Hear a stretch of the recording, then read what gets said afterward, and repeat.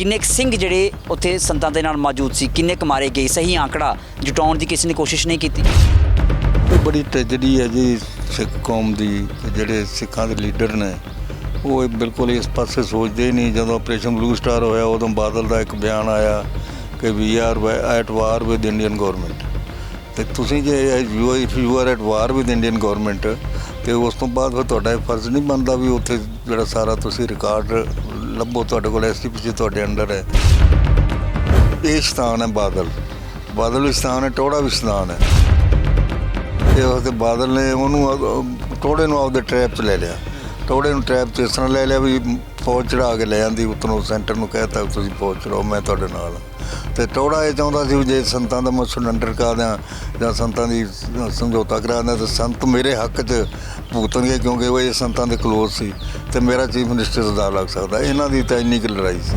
ਸਿੱਖ ਕੌਮ ਦਾ ਲੀਡਰ ਤਾਂ ਸੰਤ ਜਰਨੈਲ ਸਿੰਘ ਹੀ ਉੱਭਰ ਕੇ ਆਇਆ ਸੀ ਅਤੇ ਸੰਤ ਜਰਨੈਲ ਸਿੰਘ ਉੱਭਰ ਕੇ ਲੀਡਰ ਆਇਆ। ਇਸੇ ਵਾਸਤੇ ਇਹਨਾਂ ਨੂੰ ਬੜਾ ਸ਼ੌਕ ਲੱਗਿਆ ਕਿ ਜੇ ਇਹ ਲੀਡਰ ਉੱਭਰ ਕੇ ਆ ਗਿਆ ਅਤੇ ਸਾਡੀ ਲੀਡਰਸ਼ਿਪ ਜਿਹੜੀ ਉਹ ਬਿਲਕੁਲ ਖਤਮ ਹੋ ਜਾਣੀ ਹੈ। ਇਹਨਾਂ ਦੀ ਲੀਡਰਸ਼ਿਪ ਖਤਮ ਕਰ ਵੀ ਦਿੱਤੀ ਸੀ ਉਹਨੇ। ਮਨਮੋਹਨ ਸਿੰਘ ਜੇ ਪ੍ਰਾਈਮ ਮਿਨਿਸਟਰ ਬਣਿਆ ਅਤੇ ਆਪਰੇਸ਼ਨ ਬਲੂ ਸਟਾਰ ਕਰਕੇ ਬਣਿਆ। ਜੇ ਜਨਰਲ ਜੇ Singh chief of the army staff ਬਣਿਆ ਅਤੇ ਉਹ ਆਪਰੇਸ਼ਨ ਬਲੂ ਸਟਾਰ ਕਰਕੇ। ਜੇ ਬਾਅਦ ਬਿਕਰਮ ਸਿੰਘ ਬਣਿਆ ਅਤੇ ਉਹ ਆਪਰੇਸ਼ਨ ਬਲੂ ਸਟਾਰ ਕਰਕੇ। ਉਸ ਤੋਂ ਪਹਿਲਾਂ ਤਾਂ ਸਿੱਖਾਂ ਦੀ ਕੋਈ ਕੀਮਤ ਹੀ ਨਹੀਂ ਸੀ ਇਹਨਾਂ ਦੇ ਦਿਮਾਗ 'ਚ। ਜੂਨ 84 ਦੇ ਪਿੱਛੇ ਤੁਸੀਂ ਸਿਰਫ ਕੇਂਦਰ ਸਰਕਾਰ ਨੂੰ ਜਾਂ ਉਦੋਂ ਦੀ ਸਰਕਾਰ ਨੂੰ ਤੁਸੀਂ ਦੋਸ਼ੀ ਮੰਨਦੇ ਹੋ, ਜਾਂ ਕੁਝ ਭੇਡਾਂ ਆਪਣੇ ਵਿੱਚ ਵੀ ਸੀ ਜਿਨ੍ਹਾਂ ਕਰਕੇ ਇੰਨਾ ਨੁਕਸਾਨ ਹੋਇਆ? ਨਹੀਂ, ਮੇਨ ਗੱਲ ਹੈ ਨਾ ਜਿਹੜੀ ਉਹ ਤਾਂ ਹੈਗੀ ਬ੍ਰਹਮਨਿਕਲ ਥਿੰਕਿੰਗ। ਜਿਹੜੀ ਬ੍ਰਹਮਨਿਕਲ ਥਿੰਕਿੰਗ ਹੈ ਨਾ ਇਹ ਟੋਲਰੇਟ ਹੀ ਨਹੀਂ ਕਰਦੀ, ਕਿਸੇ ਮਿਨੋਰਟੀ ਨੂੰ ਟੋਲਰੇਟ ਨਹੀਂ ਕਰਦੀ, ਕਿਸੇ ਛੋਟੀ ਜਾਤ ਵਾਲੇ ਨੂੰ ਟੋਲਰੇਟ ਨਹੀਂ ਕਰਦੀ। ਮਤਲਬ ਇਹਨਾਂ ਦਾ ਬੜੇ ਚਿਰ ਤੋਂ ਇਹ ਨਿਸ਼ਾਨਾ ਸੀ ਵੀ ਅਕਾਲ ਤਖ਼ਤ 'ਤੇ ਅਟੈਕ ਕਰਨਾ ਹੀ ਕਰਨਾ। ਉਹਦਾ ਕਾਰਨ ਇਹ ਹੈ ਵੀ ਜਿੰਨੇ ਵੀ ਮੋਰਚੇ ਲਾਏ ਨੇ ਅੰਗਰੇਜ਼ਾਂ ਵੇਲੇ ਵੀ ਅਤੇ ਉਸ ਤੋਂ ਬਾਅਦ ਇਸ ਸਰਕਾਰ ਦੇ ਖਿਲਾਫ ਵੀ ਉਹ ਸਾਰੇ ਅਕਾਲ ਤਖ਼ਤ 'ਤੇ ਅਰਦਾਸ ਕਰਕੇ ਮੋਰਚੇ ਚੱਲੇ ਨੇ।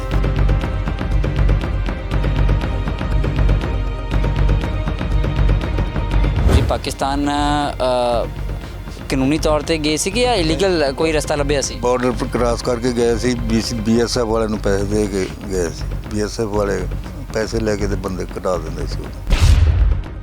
ਕੀ ਕਦੇ ਸੰਤ ਜਰਨੈਲ ਸਿੰਘ ਭਿੰਡਰਾਂ ਵਾਲਿਆਂ ਨੇ ਵੀ ਉੱਥੇ ਗੱਲ ਕੀਤੀ? ਮੇਰੇ ਖਿਆਲ ਜਿੱਥੇ ਇੱਕ ਮੈਨੂੰ ਨੌਲੇਜ ਹੈ ਉਹਨਾਂ ਨੇ ਕਦੇ ਪਾਕਿਸਤਾਨ ਗੱਲ ਨਹੀਂ ਕੀਤੀ। ਉਹ ਆਪਣੇ ਦਮ 'ਤੇ ਆਪ ਉਹ ਕਰਦੇ ਸੀ, ਬਹੁਤ ਚੰਗੇ ਲੀਡਰ ਸੀ। ਉਹਨਾਂ ਦੇ ਬਿਹਾਫ 'ਤੇ ਜਨਰਲ ਸ਼ਵੇਕ ਸਿੰਘ ਨੇ ਗੱਲ ਕੀਤੀ ਪਾਕਿਸਤਾਨ ਨਾਲ ਜਾ ਕੇ। ਅਤੇ ਬਾਅਦ 'ਚ ਮੈਨੂੰ ਇਹ ਪਤਾ ਲੱਗਿਆ ਜਨਰਲ ਸ਼ਵੇਕ ਸਿੰਘ ਉਹਨਾਂ ਨੇ ਆਪਦੀ ਮਾਤਾ ਨੂੰ ਕਿਹਾ ਸੀ ਆਪਰੇਸ਼ਨ ਬਲੂ ਸਟਾਰ ਤੋਂ ਥੋੜ੍ਹਾ ਚਿਰ ਪਹਿਲਾਂ, 1-2 ਦਿਨ ਪਹਿਲਾਂ ਉਹ ਆਏ ਮਿਲਣ ਉਹਨਾਂ ਨੂੰ। ਉਹਨਾਂ ਨੇ ਕਿਹਾ ਵੀ ਮਾਤਾ ਸਾਨੂੰ ਪਾਕਿਸਤਾਨ ਧੋਖਾ ਦੇ ਗਿਆ, ਨਹੀਂ ਤਾਂ ਸਾਡਾ ਕੰਮ ਮੋਰਚਾ ਫਤਿਹ ਹੋ ਜਾਣਾ ਸੀ। ਫਿਰ ਮੈਨੂੰ ਇਹ ਵੀ ਪਤਾ ਲੱਗਿਆ ਵੀ ਜਨਰਲ ਜ਼ੀਆ ਨੇ ਆਪਦੇ ਪ੍ਰੋਫੈਸਰ ਸੱਦੇ ਸੀ ਯੂਨੀਵਰਸਿਟੀਆਂ ਦੇ ਅਤੇ ਉਹਨਾਂ ਦੀ ਇੱਕ ਮੀਟਿੰਗ ਬੁਲਾਈ ਸੀ ਵੀ ਤੁਸੀਂ ਮੈਨੂੰ ਦੱਸੋ ਵੀ ਮੈਂ ਸਿੱਖਾਂ ਦੀ ਮਦਦ ਕਰਾਂ ਜਾਂ ਨਾ ਕਰਾਂ। ਅਤੇ ਉਹਨਾਂ ਨੇ ਸਾਰਾ ਇਤਿਹਾਸ ਪੜ੍ਹ ਕੇ ਅਤੇ ਉਹਨਾਂ ਨੇ ਇਹ ਮਤਲਬ ਉਹਨਾਂ ਦਾ ਕਨਕਲੂਜਨ ਸੀ ਵੀ ਜੇ ਆਪਣੀ ਬਾਰਡਰ ਹਿੰਦੁਸਤਾਨ ਨਾਲ ਰਹੂਗੀ ਤਾਂ ਆਪਾਂ ਸੇਫ ਹਾਂ। ਜੇ ਖਾਲਿਸਤਾਨ ਬਣ ਗਿਆ ਸਿੱਖਾਂ ਦਾ ਜਾਂ ਸਿੱਖਾਂ ਦਾ ਮੁਲਕ ਬਣ ਗਿਆ ਅੱਡ, ਅਤੇ ਜੇ ਉਸ ਤੋਂ ਬਾਅਦ ਜਿਹੜੀ ਆਪਣੀ ਬਾਰਡਰ ਸਿੱਖਾਂ ਦੇ ਨਾਲ ਹੋਊਗੀ ਉਹ ਖਤਰਨਾਕ ਹੋਊਗੀ, ਕਿਉਂਕਿ ਉਹਨਾਂ ਲਾਹੌਰ ਅਤੇ ਨਨਕਾਣਾ ਸਾਹਿਬ ਦੀ ਰੋਜ਼ ਉਹ ਅਰਦਾਸ ਕਰਦੇ ਨੇ ਅਤੇ ਫਿਰ ਆਪਣੇ ਵਾਸਤੇ ਬਹੁਤ ਮੁਸ਼ਕਿਲ ਹੋ ਜਾਊਗੀ। ਬੇਨਜ਼ੀਰ ਭੁੱਟੋ ਨੇ ਪਾਰਲੀਮੈਂਟ 'ਚ ਕਿਹਾ ਵੀ ਜੇ ਅਸੀਂ ਸਿੱਖਾਂ ਦੀ ਮਦਦ ਬੰਦ ਨਾ ਕਰਦੇ ਅਤੇ ਅੱਜ ਪੰਜਾਬ ਦੇ ਹਾਲਾਤ ਹੋਰ ਹੋਣੇ ਸੀ। ਮੈਂ ਰਾਜੀਵ ਗਾਂਧੀ ਨਾਲ ਮੈਂ ਮਤਲਬ ਵਾਅਦਾ ਕੀਤਾ ਸੀ ਵੀ ਅਸੀਂ ਸਿੱਖਾਂ ਦੀ ਮਦਦ ਬੰਦ ਕਰ ਦਿੰਦੇ ਹਾਂ। ਅਤੇ ਉਹਨੇ ਮੈਨੂੰ ਕਿਹਾ ਸੀ ਵੀ ਅਸੀਂ ਸਿਆਚਿਨ ਗਲੇਸ਼ੀਅਰ ਤੋਂ ਆਪਦੀਆਂ ਫੌਜਾਂ ਪਿੱਛੇ ਹਟਾ ਲਵਾਂਗੇ। ਜੇ ਤੁਸੀਂ ਸਾਡਾ ਇਹ ਕੰਮ ਕਰਦੇ ਹੋ ਤਾਂ ਅਸੀਂ ਸਿਆਚਿਨ ਗਲੇਸ਼ੀਅਰ ਤੋਂ ਫੌਜਾਂ ਪਿੱਛੇ ਹਟਾ ਲਵਾਂਗੇ। ਪਲੇਸ ਆਫ ਵਾਰ ਕੀ ਉਹ ਸੰਤ ਜਰਨੈਲ ਸਿੰਘ ਲੜਨਾ ਹੀ ਨਹੀਂ ਸੀ ਚਾਹੁੰਦੇ। ਜੇ ਅਕਾਲ ਤਖ਼ਤ 'ਤੇ ਨਾ ਉਹਨਾਂ ਨੂੰ ਧੱਕੇ ਨਾਲ ਭੇਜਿਆ ਜਾਂਦਾ ਅਤੇ ਸੰਤ ਜਰਨੈਲ ਸਿੰਘ ਤਾਂ ਕੰਪਰੋਮਾਈਜ਼ ਦੇ ਮੂਡ ਜੋ ਸਨ। ਉਹ ਤਾਂ ਕਹਿੰਦੇ ਸਾਡਾ ਅਨੰਦਪੁਰ ਸਾਹਿਬ ਦਾ ਮਤਾ ਮਨਾ ਲਓ ਅਤੇ ਅਸੀਂ ਆਪਦਾ ਧਰਮ ਦਾ ਪ੍ਰਚਾਰ ਕਰਦੇ ਹਾਂ। ਜਦੋਂ ਇੱਕ ਵਾਰ ਉਹਨਾਂ ਨੂੰ ਅਕਾਲ ਤਖ਼ਤ 'ਤੇ ਭੇਜ ਦਿੱਤਾ ਗਿਆ ਫਿਰ ਉਹ ਇਹ ਗੱਲ ਸਮਝ ਗਏ ਵੀ ਇੰਦਰਾ ਗਾਂਧੀ ਹੈ ਜਿਹੜੀ ਉਹ ਅਕਾਲ ਤਖ਼ਤ ਦੀ ਇੰਪੋਰਟੈਂਸ ਖਤਮ ਕਰਨ ਵਾਸਤੇ ਸਾਨੂੰ ਇੱਥੋਂ ਸਰੈਂਡਰ ਕਰਾਉਣਾ ਚਾਹੁੰਦੀ ਹੈ। ਉਹਨੇ ਫੌਜ ਚੜਾਉਣੀ ਹੈ, ਉਹਨੇ ਸਾਨੂੰ ਸਰੈਂਡਰ ਕਰਾਉਣਾ ਹੈ। ਵੀ ਇੰਦਰਾ ਗਾਂਧੀ ਸੰਤ ਜਰਨੈਲ ਸਿੰਘ ਨੂੰ ਟਰੈਪ 'ਚ ਲੈਣਾ ਚਾਹੁੰਦੀ ਸੀ, ਲੇਕਿਨ ਹੋਇਆ ਉਲਟ। ਸੰਤ ਜਰਨੈਲ ਸਿੰਘ ਇੰਦਰਾ ਗਾਂਧੀ ਨੂੰ ਟਰੈਪ 'ਚ ਲੈ ਗਿਆ। ਇਹ ਗੱਲ ਹੋਈ ਅਸਲੀ। ਉਹ ਉਹਨੂੰ ਟਰੈਪ 'ਚ ਲੈਣਾ ਚਾਹੁੰਦੀ ਸੀ, ਉਹ ਉਹਦੇ ਨਾਲ ਤੇਜ਼ ਨਿਕਲਿਆ, ਉਹਨੇ ਬੰਬ ਨਹੀਂ ਫਸਾ ਲਈ, ਉਹਨੂੰ ਟਰੈਪ 'ਚ ਲੈ ਲਿਆ। ਉਹਨੇ ਅਟੈਕ ਕਰਕੇ ਗਲਤੀ ਕਰ ਲਈ। ਉਹ ਨਾਲੇ ਤਾਂ ਆਪ ਮਰੀ, ਨਾਲੇ ਸਿੱਖ ਕੌਮ ਸਾਰੀ ਅੱਡ ਕਰ ਲਈ, ਨਾਲੇ ਫੌਜ 'ਚ ਰਿਵੋਲਟ ਕਰਾ ਲਿਆ।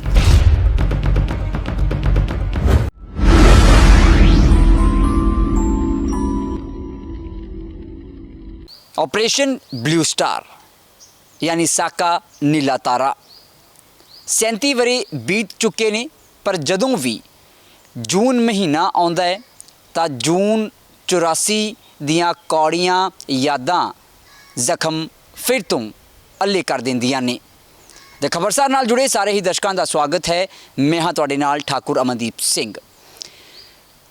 जून 84 ਵੇਲੇ ਜਦੋਂ श्री दरबार साहब ते अकाल तख्त ते अटैक होया उदों संत जरनैल सिंह भिंडरां वालियां दे नाल कई अजिहे सिंह सी जो मौजूद सी। उन्हां विचों साडे नाल अज एक मौजूद ने। सब तो पहला स्वागत करांगे डॉक्टर भगवान सिंह जी का। सर बहुत स्वागत है ते खबरसार। Thank you. वाहिगुरू जी का खालसा वाहिगुरू जी की फतेह। सर मेरा पहला सवाल समा ज़ाया नहीं करांगे। उदों ਦੇ ਜਿਹੜੇ ਡੀਸੀ ਸੀਗੇ ਰਮੇਸ਼ ਇੰਦਰ ਜੀ ਉਹ ਕਹਿੰਦੇ ਨੇ ਕਿ ਜਦੋਂ ਸਾਕਾ ਨੀਲਾ ਤਾਰਾ ਹੋਇਆ ਤਾਂ 700 ਬੰਦੇ ਹੀ ਮਰੇ ਜੋ ਆંકੜਾ ਸਰਕਾਰੀ ਕਹਿੰਦਾ ਹੈ, ਪਰ ਤੁਸੀਂ ਤਾਂ ਉੱਥੇ ਮੌਜੂਦ ਰਹੇ, ਤੁਸੀਂ ਸਾਰਾ ਕੁਝ ਦੇਖਿਆ ਹੈ, ਕੀ ਇਹ ਗੱਲ ਸਹੀ ਹੈ? ਬਿਲਕੁਲ ਗਲਤ ਹੈ ਜੀ। ਡੀਸੀ ਸਾਹਿਬ ਨੇ ਜਿਹੜੇ ਉਹ ਸਰਕਾਰ ਦੇ ਬੰਦੇ ਨੇ, ਜਿਸ ਤਰ੍ਹਾਂ ਉਹਨਾਂ ਨੂੰ ਸਰਕਾਰ ਨੇ ਕਹਿਣਾ ਉਸ ਤਰ੍ਹਾਂ ਉਹਨਾਂ ਨੇ ਕਰਨਾ ਹੈ।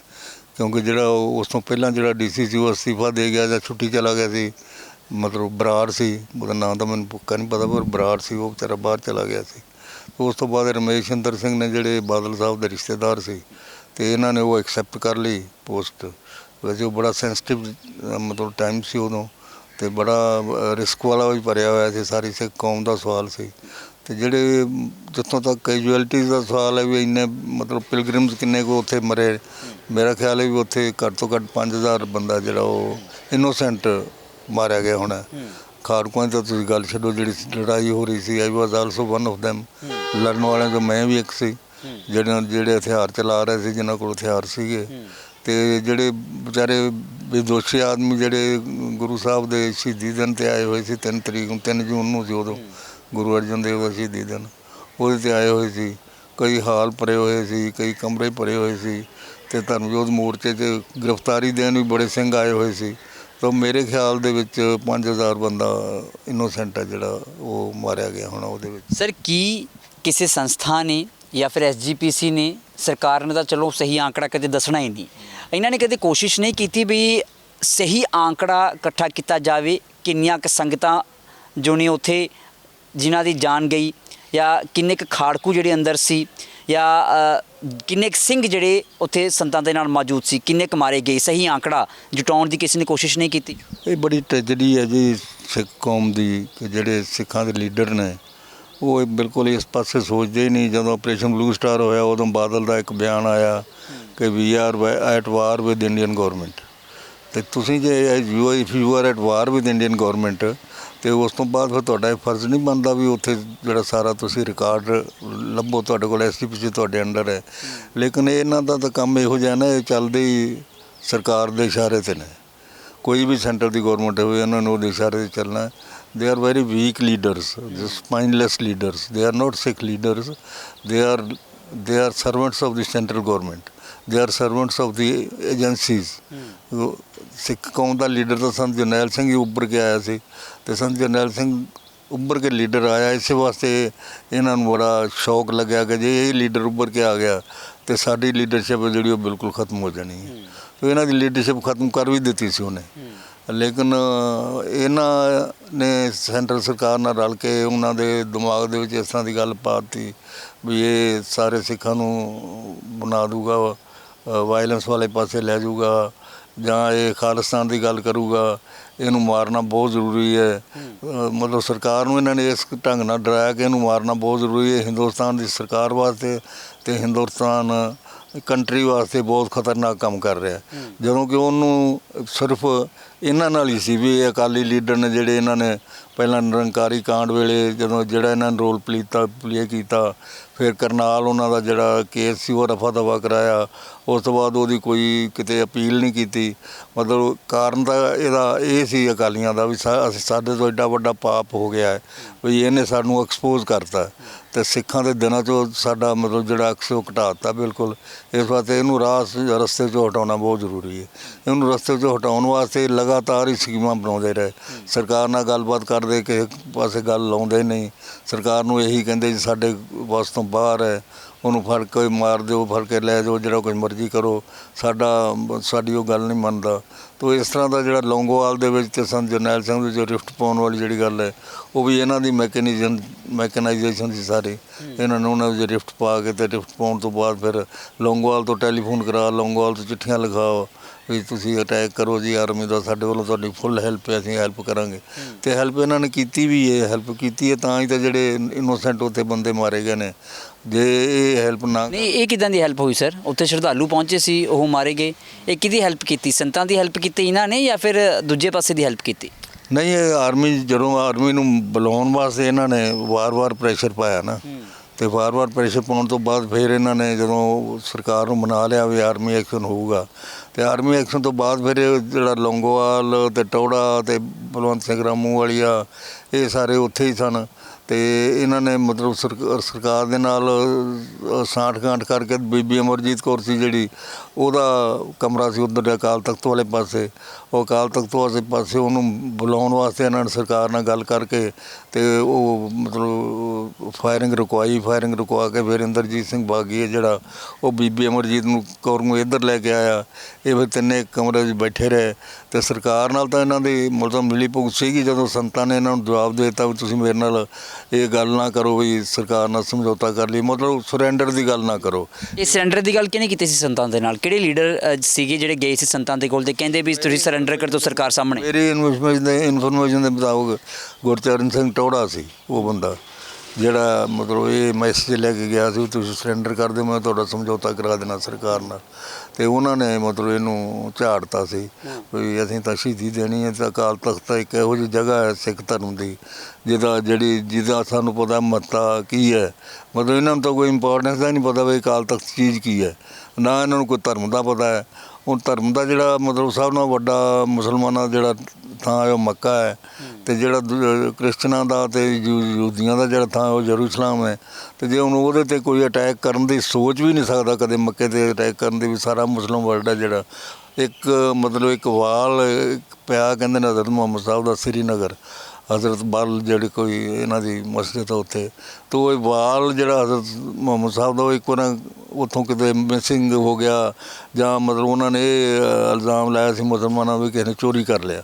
ਤੇ ਉਸ ਇੱਕ ਵਾਲ ਵਾਸਤੇ ਇੰਨਾ ਮਤਲਬ ਬਵੰਡਰ ਹੋਇਆ, ਇੰਨੇ ਬੰਦੇ ਮਾਰੇ ਗਏ, ਇੰਨੀ ਵੱਡੀ ਐਜੀਟੇਸ਼ਨ ਚੱਲੀ ਉਹਨਾਂ ਦੀ ਇੱਕ ਵਾਲ ਵਾਸਤੇ। ਤੇ ਇਹ ਤਾਂ ਸਾਡਾ ਤਾਂ ਜਿਹੜਾ ਬਹੁਤ ਛੇਵੇਂ ਪਾਤਸ਼ਾਹ ਨੇ ਮੀਰੀ ਪੀਰੀ ਦਾ ਮਤਲਬ ਤਖਤ ਮਤਲਬ ਬਣਾਇਆ ਹੈ, ਤੇ ਇਹਦੀ ਤਾਂ ਇੰਪੋਰਟੈਂਸ ਬਹੁਤ ਵੱਡੀ ਹੈ। ਮਤਲਬ ਇੰਟਰਨੈਸ਼ਨਲ ਲੈਵਲ ਦਾ ਸੁਪਰ ਨੈਚੁਰਲ ਲੈਵਲ ਦੀਆਂ ਗੱਲਾਂ ਨੇ ਉੱਥੇ, ਜਿਹੜੀਆਂ ਧਾਰਮਿਕ ਬੰਦਾ ਜਿਹੜਾ ਜਾਂ ਸਪਿਰਿਚੁਅਲ ਬੰਦਾ ਉਹ ਹੀ ਸਮਝ ਸਕਦਾ। ਉਹਨਾਂ ਨੂੰ ਪਤਾ ਸੀ ਇਸ ਗੱਲ ਦਾ ਵੀ ਇੱਥੇ ਸ਼ਹੀਦੀ ਦੇਣ ਦਾ ਸਾਡਾ ਕੀ ਮਕਸਦ ਹੈ, ਕਿਉਂਕਿ ਉਹ ਇਤਿਹਾਸ ਨੂੰ ਜਾਣਦੇ ਸੀ। ਪਹਿਲਾਂ ਭਾਈ ਗੁਰਬਖਸ਼ ਸਿੰਘ ਨੇ ਉੱਥੇ ਲੜਾਈ ਲੜੀ 30 ਸਿੰਘਾਂ ਦੇ ਨਾਲ, ਅਹਿਮਦ ਸ਼ਾਹ ਅਬਦਾਲੀ ਨਾਲ। ਫਿਰ ਅਹਿਮਦ ਸ਼ਾਹ ਅਬਦਾਲੀ ਨੇ ਕਈ ਵਾਰਾਂ ਢਾਇਆ ਅਕਾਲ ਤਖਤ, ਕਈ ਵਾਰਾਂ ਦਰਬਾਰ ਸਾਹਿਬ ਢਾਇਆ। ਉਹ ਸਾਰਾ ਮਤਲਬ ਉਹਨਾਂ ਦੇ ਸਾਹਮਣੇ ਸੀ, ਉਹ ਫੀਲ ਕਰਦੇ ਸੀ।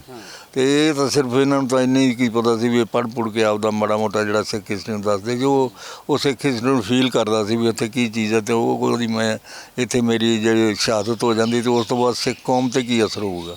ਇਹਦਾ ਮਤਲਬ ਜੋ ਹਵਾਲਾ ਜਿਹੜਾ ਉਹ ਜਨਰਲ ਬਰਾੜ ਨੇ ਵੀ ਇਸ ਕਿਤਾਬ ਦੇ ਵਿੱਚ ਦਿੱਤਾ ਨਵੀਂ ਦੇ ਵਿੱਚ, ਵੀ ਉਹ ਮੈਂ ਬੜਾ ਹੈਰਾਨ ਹਾਂ ਵੀ ਇੱਕ ਬੰਦਾ ਜਿਹਨੂੰ ਕਈ ਸਿੱਖ ਜਿਹੜੇ ਨਫ਼ਰਤ ਕਰਦੇ ਸੀ, ਜਿਹੜੇ ਇਹ ਕਹਿੰਦੇ ਸੀ ਵੀ ਇਹ ਧਾਰਮਿਕ ਥਾਂ 'ਤੇ ਕਿਉਂ ਬੈਠਾ ਤੇ ਕਿਉਂ ਇਸ ਤਰ੍ਹਾਂ ਦੇ ਕੰਮ ਕਰ ਰਿਹਾ, ਉਹ ਵੀ ਓਵਰਨਾਈਟ ਹੀ ਜਦੋਂ ਉਹ ਸ਼ਹੀਦ ਹੋ ਗਿਆ ਓਵਰਨਾਈਟ ਹੀ ਉਹਦੀ ਪ੍ਰੇਜ਼ ਕਰਨ ਲੱਗ ਪਏ। ਤੇ ਉਹ ਸਿੱਖਾਂ ਸਾਰਿਆਂ ਦਾ ਮਤਲਬ ਹੀਰੋ ਬਣ ਗਿਆ।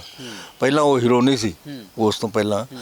ਤੇ ਇਹਨਾਂ ਨੇ ਮਤਲਬ ਜਿਹੜਾ ਕੰਮ ਕੀਤਾ ਉਸ ਤੋਂ ਬਾਅਦ ਉਹਨੂੰ ਹੀਰੋ ਬਣਾ ਦਿੱਤਾ। ਸਰ ਲੇਕਿਨ ਜਿਵੇਂ ਤੁਸੀਂ ਕਿਹਾ ਵੀ ਪ੍ਰਕਾਸ਼ ਸਿੰਘ ਬਾਦਲ ਦਾ ਬਿਆਨ ਸੀ ਕਿ we are at war with Indian government.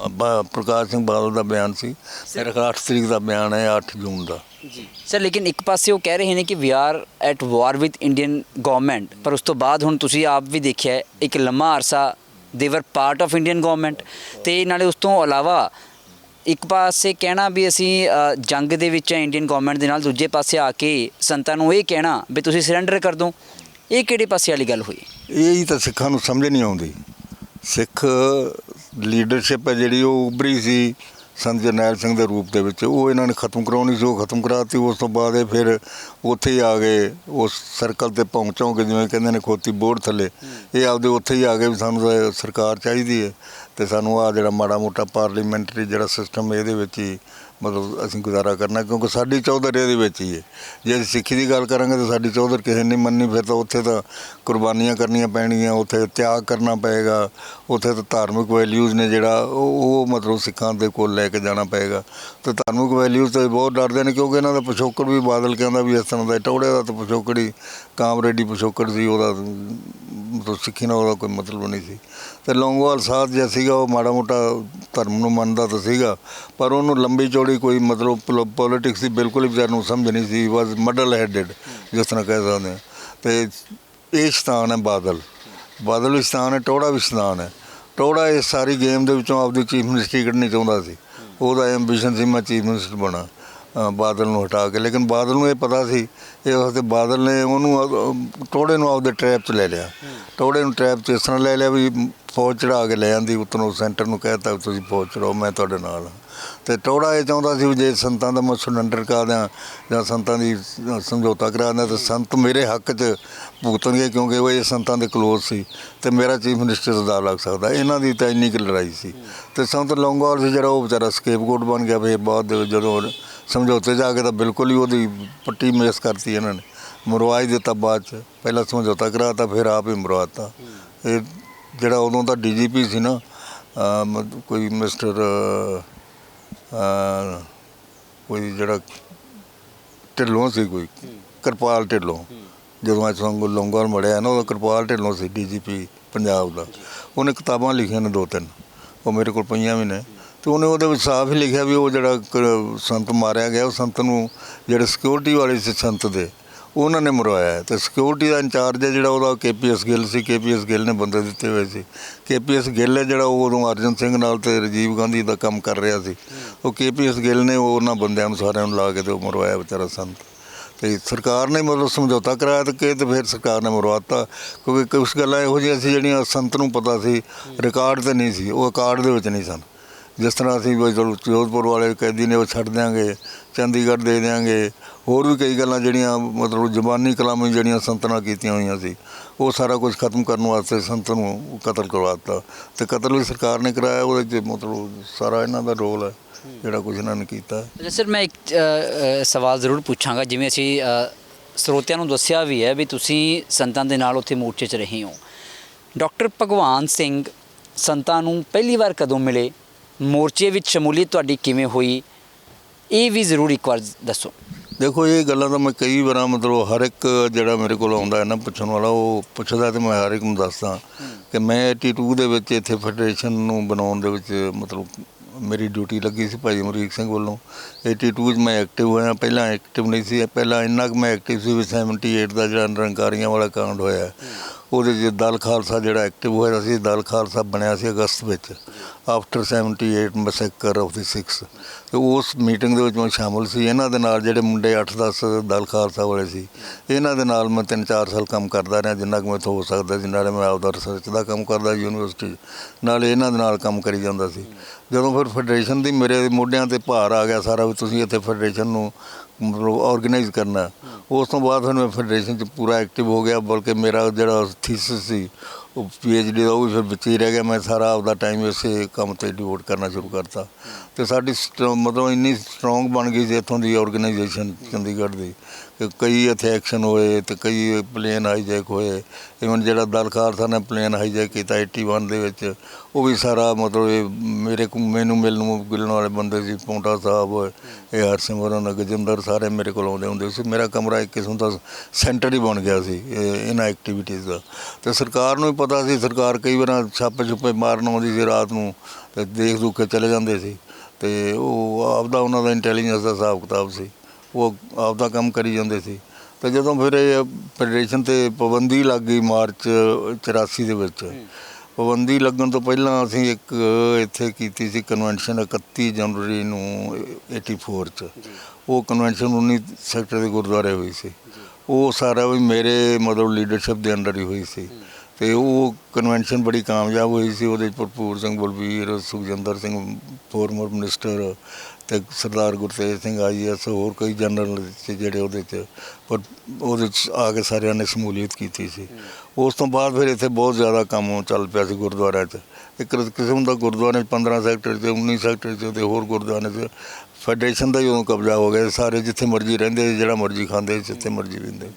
ਤੇ ਉਸ ਤੋਂ ਬਾਅਦ ਫਿਰ ਇਹ ਗੱਲਾਂ ਇੱਥੋਂ ਤੱਕ ਪਹੁੰਚ ਗਈਆਂ ਵੀ ਇੱਕ ਰਾਤ ਦੇ ਵਿੱਚ ਹੀ ਇਹਨਾਂ ਨੇ ਆਲ ਇੰਡੀਆ ਸਿੱਖ ਸਟੂਡੈਂਟ ਫੈਡਰੇਸ਼ਨ ਨੇ 20 ਕਿ 25 ਕਿ ਪਤਾ ਨਹੀਂ 30 ਸਟੇਸ਼ਨ ਮਤਲਬ ਇੱਕਦਮ ਹੀ ਸਾੜਤੇ ਸਾਰੇ, ਇੱਕੇ ਰਾਤ ਹੀ। ਉਹ ਜਦੋਂ ਸਟੇਸ਼ਨ ਸਾੜੇ ਤੇ ਫਿਰ ਸਰਕਾਰ ਨੂੰ ਪਿੱਛੋਂ ਪੈ ਗਏ ਵੀ ਇਹ ਇੱਕਦਮ ਜਿਹੜਾ ਐਕਸ਼ਨ ਹੋਣਾ ਹੈ, ਇੱਕ ਸਟੇਸ਼ਨ ਸਾੜਨ ਦੇ ਵਿੱਚ ਘੱਟ ਤੋਂ ਘੱਟ 5 ਬੰਦੇ ਤਾਂ ਐਕਟਿਵ ਹੋਣਗੇ, ਤੇ ਜੇ 25 ਸਟੇਸ਼ਨ ਸਾੜੇ ਤੇ ਇਹਦਾ ਮਤਲਬ 125 ਬੰਦੇ ਤਾਂ ਐਕਟਿਵ ਨੇ ਜਿਹੜੇ ਇਹਨਾਂ ਦੇ ਮਤਲਬ ਇਹ ਕੰਮ ਕਰਨ ਵਾਸਤੇ, ਤੇ ਹੋਰ ਪਤਾ ਨਹੀਂ ਕੇਡਰ ਇਹਨਾਂ ਦਾ ਕਿੰਨਾ ਕੁ ਹੋਊਗਾ। ਇਸ ਵਾਸਤੇ ਇਹਨਾਂ ਨੇ ਫਿਰ ਸੋਚਿਆ ਵੀ ਪਾਰਲੀਮੈਂਟ ਦੇ ਵਿੱਚ ਇਹਨਾਂ ਨੇ ਇਹ ਪਾਸ ਕਰਤਾ ਵੀ ਇੱਥੇ ਪਾਬੰਦੀ ਲਾ ਦਿਓ। ਪਾਬੰਦੀ ਲੱਗ ਗਈ ਫਿਰ ਮਾਰਚ ਦੇ ਵਿੱਚ। ਜਦੋਂ ਪਾਬੰਦੀ ਲੱਗ ਗਈ ਉਸ ਤੋਂ ਬਾਅਦ ਫਿਰ ਭਾਈ ਅਮਰੀਕ ਸਿੰਘ ਹੋਰਾਂ ਨੇ ਮੈਨੂੰ ਮੈਸੇਜ ਭੇਜਿਆ ਅੰਮ੍ਰਿਤਸਰ ਤੋਂ ਵੀ ਡਾਕਟਰ ਸਾਹਿਬ ਤੁਸੀਂ ਇੱਥੇ ਆ ਜਾਓ, ਇੱਥੇ ਤੁਹਾਨੂੰ ਪੁਲਿਸ ਨੇ ਫੜ ਲੈਣਾ, ਅੰਦਰ ਹੋ ਜਾਓਗੇ ਤੇ ਉਹਦਾ ਕੋਈ ਫਾਇਦਾ ਨਹੀਂ ਹੋਣਾ, ਤੁਹਾਡੀ ਅਜੇ ਸਾਨੂੰ ਇੱਥੇ ਬਹੁਤ ਲੋੜ ਹੈ, ਤੁਸੀਂ ਇੱਥੇ ਆ ਜਾਓ।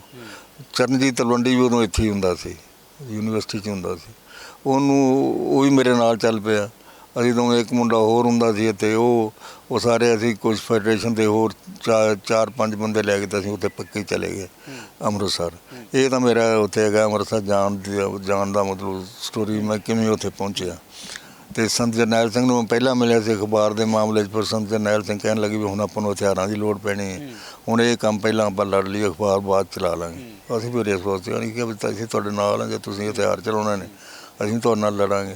ਉਸ ਤੋਂ ਬਾਅਦ ਫਿਰ ਉੱਥੇ ਜਨਰਲ ਸੁਬੇਗ ਸਿੰਘ ਹੋਣੀ 9 ਨੰਬਰ ਕਮਰੇ 'ਚ ਰਹਿੰਦੇ ਸੀ, 6 ਨੰਬਰ ਕਮਰੇ 'ਚ ਰਹਿੰਦੇ ਸੀ। ਮਤਲਬ ਜਨਰਲ ਸੁਬੇਗ ਸਿੰਘ ਨਾਲ ਵੀ ਤੁਸੀਂ ਮੁਲਾਕਾਤ ਕੀਤੀ ਹੈ, ਗੱਲਬਾਤ ਹੋਈ ਹੈ? ਹਾਂ, ਉੱਥੇ ਤਾਂ ਉਹ 9 ਨੰਬਰ ਕਮਰੇ 'ਚ ਉਹ ਹੁੰਦੇ ਸੀ, 6 'ਚ ਅਸੀਂ ਹੁੰਦੇ ਸੀ, ਅਕਾਲ ਰੈਸਟ ਹਾਊਸ। ਰੋਜ਼ ਹੀ ਰਾਤ ਨੂੰ ਮਿਲਦੇ ਸੀ, ਦਿਨੇ ਵੀ ਰਾਤ ਨੂੰ ਅਸੀਂ ਦਿਨੇ ਵੀ ਇਕੱਠੇ ਜਾਂਦੇ ਸੀ ਸੰਤਾਂ ਕੋਲ ਮਿਲਣ।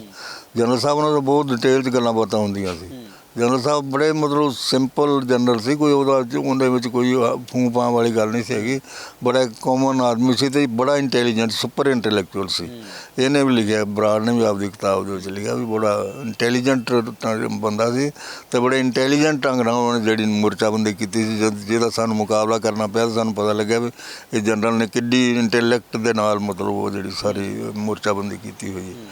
ਅਤੇ ਜਰਨੈਲ ਸਾਹਿਬ ਦੀ ਤਾਂ ਖੈਰ ਉਹ ਕੋਈ ਰਾਈ ਰੂਹ ਹੀ ਸਨ, ਜਿਸ ਤਰ੍ਹਾਂ ਸੰਤ ਜਰਨੈਲ ਸਿੰਘ ਸਨ ਉਸ ਤਰ੍ਹਾਂ ਦੀ ਰੂਹ ਹੀ ਉਹ ਸਨ, ਉਸ ਤਰ੍ਹਾਂ ਦੀ ਭਾਈ ਅਮਰੀਕ ਸਿੰਘ ਹੋਰੀ ਸਨ। ਅਤੇ ਜਿਹੜਾ ਹਰਮਿੰਦਰ ਸੰਧੂ ਸੀ ਉਹ ਇੰਟੈਲੈਕਟ ਦੇ ਲੈਵਲ 'ਤੇ ਉਹ ਬਹੁਤ ਮਤਲਬ ਸ਼ਾਰਪ ਮੁੰਡਾ ਸੀ। ਅਤੇ ਉਹ ਸੰਤਾਂ ਦੀ ਜਿਹੜੀ ਜਿੰਨੀ ਵੀ ਇੰਟਰਵਿਊ ਹੁੰਦੀਆਂ ਸੀ ਬਾਹਰੋਂ ਲੈਣ ਆਉਂਦੇ ਸੀ, ਉਹ ਹੀ ਸਾਰਾ ਉਹਨਾਂ ਦਾ ਟਰਾਂਸਲੇਟਰ ਸੀ। ਇਹਨਾਂ ਦੀ ਟਰਾਂਸਲੇਟ ਕਰਕੇ ਉਹਨਾਂ ਨੂੰ ਦੱਸਦਾ ਸੀ, ਉਹਨਾਂ ਦੀ ਟਰਾਂਸਲੇਟ ਕਰਕੇ ਇਹਨਾਂ ਨੂੰ ਪੰਜਾਬੀ 'ਚ ਦੱਸਦਾ ਸੀ। ਅਤੇ ਇਹ 4 ਬੰਦਿਆਂ ਦੀ ਜਿਹੜੀ ਟੀਮ ਸੀ, ਇਹ ਬੜੀ ਤਗੜੀ ਟੀਮ ਸੀ ਉੱਥੇ। ਅਤੇ ਇਸ ਟੀਮ ਨੇ ਮੇਰੇ ਖਿਆਲ ਦੇ ਵਿੱਚ ਹਿਸਟਰੀ ਕ੍ਰੀਏਟ ਕੀਤੀ ਅਤੇ ਜੋ ਆਪਰੇਸ਼ਨ ਬਲੂ ਸਟਾਰ ਹੈ ਉਹ ਇੰਡੀਅਨ ਆਰਮੀ ਦੀ ਹਿਸਟਰੀ ਦੇ ਵਿੱਚ ਇੱਕ ਬਲੈਕ ਸਪੌਟ ਦੀ ਤਰ੍ਹਾਂ ਹੁਣ ਦਰਜ ਕੀਤਾ ਗਿਆ। ਹਾਂ, ਬਲੈਕ ਸਪੌਟ ਦੀ ਤਰ੍ਹਾਂ ਕੀ ਦਰਜ ਕੀਤਾ ਗਿਆ ਜੀ? ਇਹ ਤਾਂ ਮਤਲਬ ਹਿੰਦੁਸਤਾਨ ਨੂੰ ਸਮਝੋ ਵੀ ਲੈ ਕੇ ਬੈਠ ਗਿਆ ਹਿੰਦੁਸਤਾਨ ਨੂੰ। ਜੇ ਉਸ ਤੋਂ ਬਾਅਦ ਜੇ ਮਨਮੋਹਨ ਸਿੰਘ ਜੇ ਪ੍ਰਾਈਮ ਮਿਨਿਸਟਰ ਬਣਿਆ ਅਤੇ ਆਪਰੇਸ਼ਨ ਬਲੂ ਸਟਾਰ ਕਰਕੇ ਬਣਿਆ। ਜੇ ਜਨਰਲ ਜੇ Singh chief of the army staff ਬਣਿਆ ਅਤੇ ਉਹ ਆਪਰੇਸ਼ਨ ਬਲੂ ਸਟਾਰ ਕਰਕੇ। ਜੇ ਬਾਅਦ ਬਿਕਰਮ ਸਿੰਘ ਬਣਿਆ ਅਤੇ ਉਹ ਆਪਰੇਸ਼ਨ ਬਲੂ ਸਟਾਰ ਕਰਕੇ। ਉਸ ਤੋਂ ਪਹਿਲਾਂ ਤਾਂ ਸਿੱਖਾਂ ਦੀ ਕੋਈ ਕੀਮਤ ਹੀ ਨਹੀਂ ਸੀ ਇਹਨਾਂ ਦੇ ਦਿਮਾਗ 'ਚ।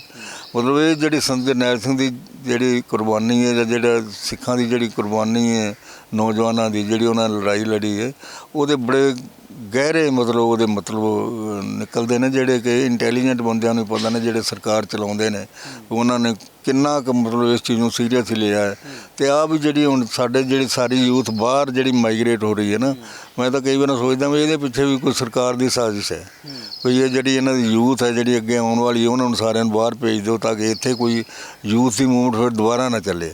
ਕਿਉਂਕਿ ਜੇ ਯੂਥ ਦੀ ਮੂਵਮੈਂਟ ਦੁਬਾਰਾ ਚੱਲ ਪਈ ਇੱਥੇ, ਉਹਨਾਂ ਨੂੰ ਪਤਾ ਵੀ ਹੁਣ ਅੱਗੇ ਤਾਂ ਅਸੀਂ ਕੰਟਰੋਲ ਕਰ ਲਈ ਕਿਸੇ ਢੰਗ ਨਾਲ, KP ਗਿੱਲ ਨੂੰ ਵਰਤ ਕੇ ਜਾਂ ਪੁਲਿਸ ਨੂੰ ਵਰਤ ਕੇ ਜਾਂ ਫੌਜ ਨੂੰ ਵਰਤ ਕੇ। ਅਤੇ ਹੁਣ ਫੌਜ ਨੇ ਵੀ, ਜਦੋਂ ਫੌਜ ਨੇ ਜਿਹੜੀ ਫੌਜ ਹੀ ਮਤਲਬ ਰਿਵੋਲਟ ਕਰ ਜਾਵੇ, ਜਦੋਂ ਫੌਜ ਰਿਵੋਲਟ ਕਰ ਦਿੰਦੀ ਹੁੰਦੀ ਹੈ ਫਿਰ ਤਾਂ ਸਮਝੋ ਵੀ ਉਹ ਦੇਸ਼ ਦੀ ਸਰਕਾਰ ਗਈ। ਜਦੋਂ ਸੁਭਾਸ਼ ਚੰਦਰ ਬੋਸ ਨੇ INA ਬਾਹਰ ਬਣਾ ਲਈ ਜਾ ਕੇ, ਜਰਮਨੀ ਦੇ ਨਾਲ ਰਲ ਕੇ, ਜਾਪਾਨ ਦੇ ਨਾਲ ਰਲ ਕੇ, ਉਸ ਤੋਂ ਬਾਅਦ ਹੀ ਜਿਹੜੀ ਅੰਗਰੇਜ਼ ਸਰਕਾਰ ਹੈ ਉਹ ਡਰੀ, ਬ੍ਰਿਟਿਸ਼ ਵਾਲੇ, ਅਤੇ ਉਹਨਾਂ ਨੇ ਫੈਸਲਾ ਕਰ ਲਿਆ ਵੀ ਹੁਣ ਸਾਨੂੰ ਛੱਡਣਾ ਪੈਣਾ ਕਿਉਂਕਿ ਆਰਮੀ ਸਾਡੇ ਖਿਲਾਫ ਹੋ ਗਈ।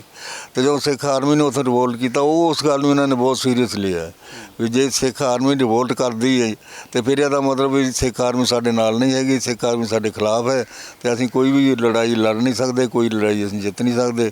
ਇਸ ਵਾਸਤੇ ਇਹਨਾਂ ਨੂੰ ਕਿਹੜੇ ਤਰੀਕੇ ਨਾਲ ਮਤਲਬ ਇਹਨਾਂ ਨੂੰ ਫਿਰ ਅਸੀਂ ਕੰਟਰੋਲ ਕਰਕੇ ਰੱਖੀਏ। ਉਸ ਕਰਕੇ ਹੀ ਇਹ ਸਾਰੀ ਉਹਨਾਂ ਦੀ ਸਟ੍ਰੈਟਜੀ ਜਿਹੜੀ ਬਣ ਰਹੀ ਹੈ ਉਹ ਬੜੇ ਵੱਡੇ ਦਿਮਾਗ ਉੱਥੇ ਪੰਡਤ ਬੈਠੇ ਹੋਏ ਨੇ ਜਿਹੜੇ ਇਸੇ ਚੀਜ਼ 'ਤੇ ਸਟੱਡੀ ਕਰ ਰਹੇ ਨੇ, ਸਿੱਖਾਂ ਨੂੰ ਕਿਸ ਤਰ੍ਹਾਂ ਕੰਟਰੋਲ ਕਿਸ ਤਰ੍ਹਾਂ ਕਰਨਾ। ਲੇਕਿਨ ਜਿਹੜੀ ਇਹਨਾਂ ਨੇ ਐਡੀ ਵੱਡੀ ਗਲਤੀ ਕੀਤੀ ਹੈ, ਉਹ ਜਦੋਂ ਵੀ 6 ਜੂਨ ਆਉਂਦਾ ਉਦੋਂ ਫਿਰ ਉਹ ਉਸੇ ਤਰ੍ਹਾਂ ਦੀ ਫਿਰ ਭਾਂਬੜ ਮੱਚਦੇ ਨੇ, ਉਸ ਤਰ੍ਹਾਂ ਦੀਆਂ ਫਿਰ ਯਾਦਾਂ ਆਉਂਦੀਆਂ ਨੇ, ਫਿਰ ਸਾਰਾ ਕੁਝ ਗਲਦਾ। ਸੋ ਇਹ ਮਤਲਬ ਸਿੱਖ ਹਿਸਟਰੀ ਇੱਕ ਬੜੀ ਮਤਲਬ ਵੱਡੀ ਹਿਸਟਰੀ ਹੈ ਜਿਹਨੂੰ ਪੜ੍ਹਨ ਤੋਂ ਬਗੈਰ ਬੰਦਾ ਸਮਝ ਨਹੀਂ ਸਕਦਾ। ਲੇਕਿਨ ਡਾਕਟਰ ਸਾਹਿਬ ਮੈਂ ਇੱਕ ਸਵਾਲ ਜ਼ਰੂਰ ਪੁੱਛ, ਤੁਸੀਂ ਕਿਹਾ ਵੀ ਜਦੋਂ 6 ਜੂਨ ਆਉਂਦੀ ਹੈ ਤਾਂ ਉਹੀ ਯਾਦਾਂ ਉਹੀ ਭਾਂਬੜ ਫਿਰ ਮੱਚਦਾ ਹੈ। ਤੁਸੀਂ ਤਾਂ ਸਾਰਾ ਆਪਣੀ ਅੱਖਾਂ ਦੇ ਨਾਲ ਦੇਖਿਆ ਹੈ, ਅਤੇ ਡਾਕਟਰ ਸਾਹਿਬ ਦੇ ਦਿਲ ਵਿੱਚ ਉਦੋਂ ਕੀ ਖਿਆਲ ਆਉਂਦੇ ਨੇ ਜਦੋਂ ਜੂਨ ਦਾ ਪਹਿਲਾ ਹਫ਼ਤਾ ਆਉਂਦਾ ਹੈ, 1 ਤਰੀਕ ਤੋਂ ਲੈ ਕੇ 6 ਤਰੀਕ ਤੱਕ ਤੁਸੀਂ ਉੱਥੇ ਹੀ ਸੀ? ਹਾਂ, ਮੈਂ ਤਾਂ ਉਦੋਂ ਦਾ ਹੀ ਲੱਗਿਆ ਹੋਇਆ, ਮਤਲਬ ਮੈਂ ਕਿਤੇ ਘਰ ਨਹੀਂ ਗਿਆ, ਨਾ ਮੈਂ ਕੋਈ ਆਪਦਾ ਨੌਕਰੀ ਦਾ ਕੋਸ਼ਿਸ਼ ਕੀਤੀ ਹੈ, ਨਾ ਮੈਂ ਬਾਦਲਵਾਨ ਦੇ ਕੋਲੋਂ ਕੋਈ ਕੁਰਸੀ ਲੈਣ ਦੀ ਕੋਸ਼ਿਸ਼ ਕੀਤੀ, ਨਾ ਮੈਂ ਪੈਸਾ ਬਣਾਉਣ ਦੀ ਕੋਸ਼ਿਸ਼ ਕੀਤੀ ਹੈ।